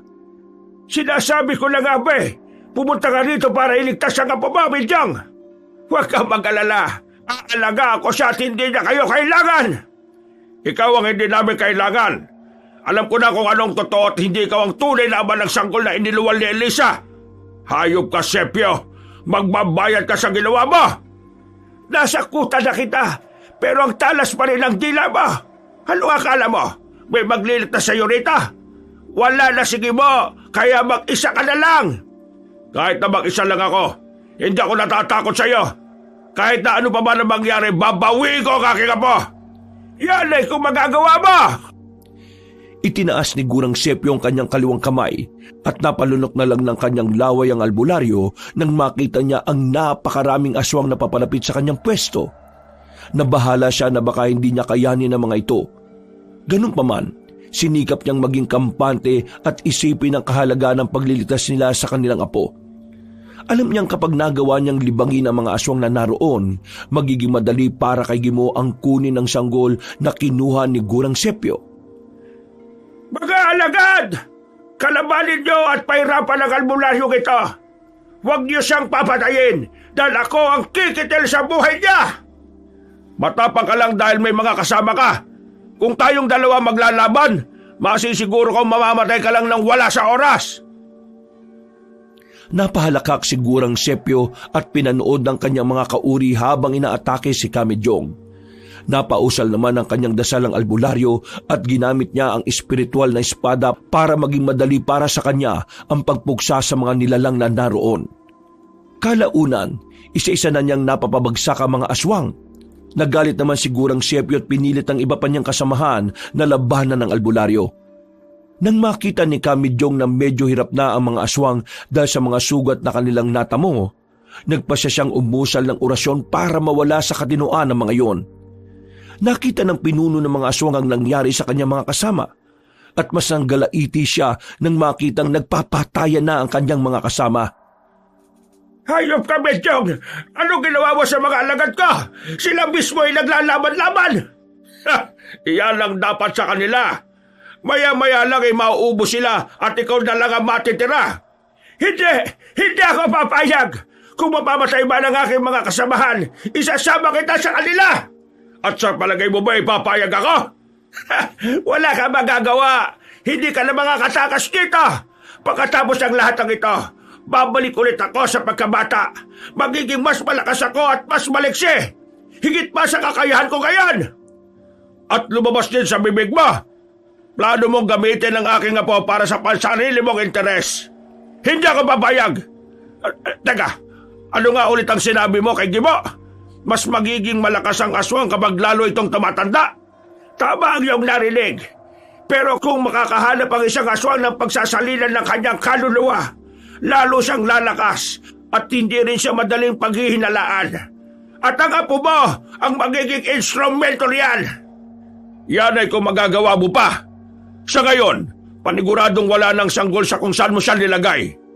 At paano mo naman nasisiguro? Ang alam ko, albularyo ka lang, pero hindi ka maghuhula. Sigurado ako, dahil kasama ko magliligtas sa apo ko. Napakagaling ng imahinasyon mo, Midyang. Sino naman? Ako! At nakuha ko ng anak ko, Gurang Sepio. Hindi mo na siya magagamit pa. Sige lagi mo, umuwi ka na para mailigtas ang bata. Walang kasama si Elisa sa bahay. Hindi ka, Midyang. Tutulong po ako para mapatay ang aswang na yan. Nagpapatawa ka rin, Gimo. Ako, mapapatay din niya. Ikaw ang uunahin ko. Kahit 100 beses kang mabubuhay, 100 beses rin kitang papatayin. Sa palagay mo ba papayagan kita? Tayong dalawa ang maglalaban hanggang isa sa atin ang mamamatay. Pakawalan ba ka? Papatay ko ang binatang yan at kukunin ang apo ba? Sige lagi ba? Mas kailangan ka ni Elisa at ng anak mo. Tumakas ka na! Umuwi kayo at umalis sa ating bahay. Ako nang bahala rito. Sige, kung yan ang gusto mo. Pero mag-iingat ka po. Babalikan kita rito kapag hindi ka kagad nakauwi. Hindi nakasagot si Kamijong sa binata. Sinenyasan na lang niya itong umalis na dahil nagsisimula na siyang makipagpambuno kay Gurang Sepio. Naglaban ang albularyo at ang pinuno ng mga aswang. Habang nasa ganong sitwasyon sila, naglalaban din ang ibang aswang na nawawala sa kanilang katinuan. Dahil mas malakas ang aswang sa albularyo, sa hindi inaasahan ni Kamijong na ibalibag siya ng pinuno ng mga aswang. Tumilapon siya sa mga nilalang na nagkakagulo, kaya napatawa na lang si Gurang Sepio. Mga alagad, patayin niyo ang albularyo yan. Wala na tayong oras. Kailangan natin sundan ng tumangay sa sanggol. Nakalimutan mo yata, Gurang Sepio. Nasa ilalim sila ng aking orasyon at wala silang ibang susundin kundi ako. Anong ibig mong sabihin? Hindi mo na kailangan marinig ang sagot ko. Mga aswang, sugurin niyo ang inyong pinuno at kalabanin siya hanggang sa maglaho ang kanyang laman, balat at dugo! Napasigaw na lang ng malakas ang aswang nang sugurin siya ng mga kauri nito. Nakipaglaban siya roon, pero naging mas agresibo ang kanyang mga alagad. Ninais sana ni Kamijong na sundan si Gimo, pero naisipan niyang siya mismo ang papatay sa pinuno ng mga aswang para masiguro niyang hindi na ito muling mabubuhay pa. Mautak ka talaga, Milchong, pero saan ka kaya dadali ng utak mo na yan, ha? Talagang mautak ako. Ihintayin ko na lang na manghina ka dahil sa kagagawa ng mga alagad mo. At kapag nangyari yan, hindi na ako mahirapang gilitang ka sa liig. Nang marinig ni Gurang Sepio ang sinabi ni Kamijong, sinikap nitong maubos ang mga aswang na umaatake sa kanya. Nanood lang ang albularyo habang isa-isang pinapatay ng pinuno ng mga aswang ang kanyang mga alagad. Kalaunan, nagawang ubusin ni Gurang Sepio ang mga kasamahan niyang umaatake sa kanya. Napangisip pa siya nung napatingin siya sa albularyo. Hindi naman nabahala si Kamijong dahil sa ginawa ng aswang. Ano? Nagulat ka? Akala mo ba ipapayagan kitang magtagumpay? Hindi man nagtagumpay ang mga alagad mo sa pagpatay sa'yo. Gagawin ko pa rin yan at hindi ako kagaya ng mga kauri mong mahihila. Mabilis na sumugod si Kamijong sa kinaroroonan ni Gurang Sepio. Naglaban silang dalawa at kahit na mas malakas at mas maliksi ang pinuno ng mga aswang, nagagawa namang makailag ng albularyo sa kanyang mga pag-atake. Sa hindi inaasahan ni Kamijong, mas naging maliksi ang paggalaw ng nilalang at naibuwal siya nito sa lupa.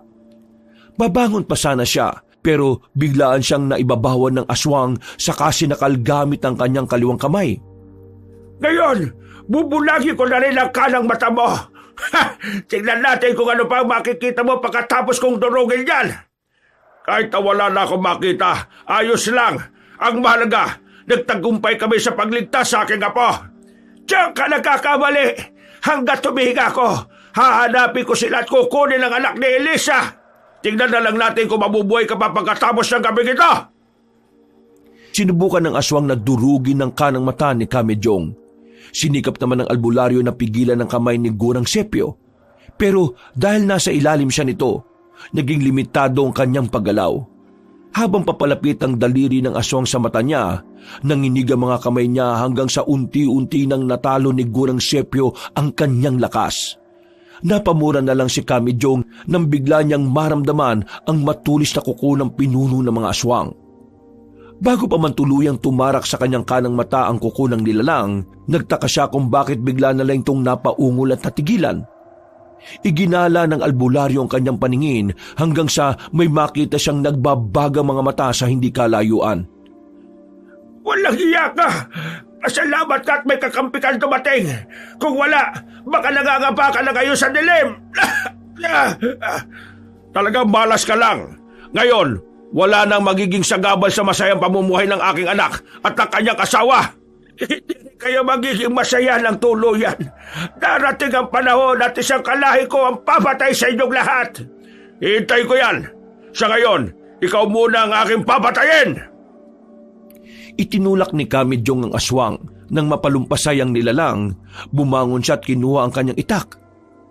Noon lang niya nalaman na sinibat pala si Gurang Sepio. Ilang sandali pa, lumapit sa kanila si Gimo. Napaangil naman ang aswang. At nang sinubukan sana nitong sunggaban ng binata, walang pagdadalawang isip siyang tinaga ni Kamidyong sa lalamunan. Bubulwak ang dugo nito at agad na napahiga sa lupa. Para masigurong patay na si Gurang Sepio, minabutan nilang pugutan na lang siya ng ulo. Tapos na ang labang ito. Ngayon, magiging tahimik na ang buhay natin. Wala namang gugulo. Oo nga po, Kamidyong. Wala nang aswang na naghangad na makuha ang aming anak. Ano ka ba, Gimo? Huwag mo kong tawagin ka Medyong. Tatay Medyong ang dapat na itawag mo sa akin. Nahiya pa po ako eh. Walang pupuntahan niyang hiya mo. Sige ka, kapag hindi mo ako tatawaging tatay, hindi kita gagamutin. Sige na nga po, Tatay Medyong. Basta gamutin niyo ako ha. Oo, ngayon mismo. Uuwi tayo sa bahay na wala na ang sumpa ng pagiging aswang mo. Maraming salamat po Tatay Medyong. Mabuti. Mas mainam na yan ang itawag mo sa akin. Sige na, maganda na tayo para sa ritual. Nangalap sila ng mga bagay na kanilang gagamitin. Nang makumpleto na nila, sinimulan na ni Kamidyong ang kanyang ritual para tuluyang pagalingin si Gimo. Inabot sila ng halos 6 na oras para lang makumpleto ang panggagamot. Halos manghina silang pareho, pero hindi sumuko ang albularyo at maging ang binata. Noong lumaon, natapos na ang ritual at naisuka na ni Gimo ang mga bagay na naging dahilan ng kanyang pagiging aswang. Maraming salamat, Tatay Medyong. Kung hindi dahil sa inyo, baka aswang pa rin ako hanggang ngayon. Walang anuman, Gimo. Ang hiling ko lang sana ay ingatan mo't alagaan ang aking anak at saka ang aking apo. Opo, gagawin ko po yan. Pangako, hindi ko sila pababayaan. Mabuti kung ganon. Tayo na. Umuwi na tayo, tinihintay ka na ng iyong mag-ina. Nung makarating na sina Kamidyong at Gimo sa kanilang bahay, ibinalita nila kay Elisa ang nangyari. Natuwa naman ang dalaga nang malaman niyang wala ng sumpa ng pagiging aswang si Gimo. Nung mga panahong yon, nagpaalam na si Gimo kay Kamidyong na pakakasalan niya si Elisa sa simbahan. Hindi naman tumanggi ang albularyo at sinabi na magkakatay sila ng ilang baboy para maipakain sa mga bisitang dadalo sa kanilang kasal. Pagkatapos ng kanilang kasal, mas naging masagana at masaya ang pagsasama nilang dalawa. Tinutukan nila ang pagpapalaki sa kanilang anak na pinangalanan nilang Rodel. Naging malapit din ang bata kay Kamidyong, kaya kadalasan magkasama silang dalawa. Magaling nga po. Hindi ko akalain na napakabilis mong turuan ng arnis. Sana kung magiging biyasa ka na ng husto, gamitin mo yan sa tama sa pagtatangkol sa kapwa mo, ha? Yan po ang aking gagawin, Lolo. Magiging kagaya po ninyo ako balang araw. Wag mo nang sundan ng yapak ko. Mahirap ang maging isang albularyo. Pati pamilya mo nalalagay sa alanganin. Ang mabuti pa, mamuhay ka na lang ng simple at masaya. Ha, Apo? Pero gusto ko rin po makatulong sa kapwa ko Makakatulong ka naman kahit hindi ka isang albularyo. Hindi lang albularyo ang tumutulong. Marami ring simpleng mamamayan pero nakakatulong din sa kanilang kapwa. Ilang beses na sinabi ng bata na gusto niyang maging kagaya ni Kamidyong. Hindi naman pumapayag ang albularyo at madalas niyang inililihis ang kanilang usapan. Sa pagdaan ng maraming taon, unti-unti ring naging mahina si Kamidyong. Dahil dito, isang gabi, nagpasya siyang tawagin sina Elisa, Gimo at Rodel. Malapit na akong mawala sa mundong ito. Gusto ko sana kung patay na ako, alagaan niyong mabuti si Rodel. Sikapin niyo na huwag siyang matulad sa akin. Mahirap ang maging isang albularyo. Opo, Itay. Susundin namin ang habilin ninyo. Pero wag po kayo magsalita ng ganyan. Magtatagal pa kayo at masasaksihan po ninyo kung paano lumaki si Rodel. Tama si Elisa, Itay. Magpalakas po kayo at hahaba pa ng gusto ang inyong buhay. Nandito lang po kami para mag-alaga sa inyo. Lolo, magpalakas po kayo at nang makapaglaro tayo ulit. O, kita niyo na, pati po si Rodel gustong maging malakas kayo. Siya nga pala, Gebo. Ang sinasabi mong albularyang minsang nagligtas sa iyo ay ang aking asawa, ang ina ni Elisa. Nandito na nga siya ngayon, no? Sinusundo na niya ako. Huwag niyo akong intindihin. Pasaya akong lilisan sa mundong ito dahil nakita ko na ang apo ko. Tatay Midyong, huwag po kayo mamatay. Hindi po namin kaya kung mawawala kayo sa amin. Lolo Midyong, huwag po niyo akong iwan. Maglalaro pa tayo eh. Mamimingwit at maninirador pa tayo ng mga ibon, di ba? Apo, masaya ako na dumating ka sa aming buhay. Sobrang saya ko.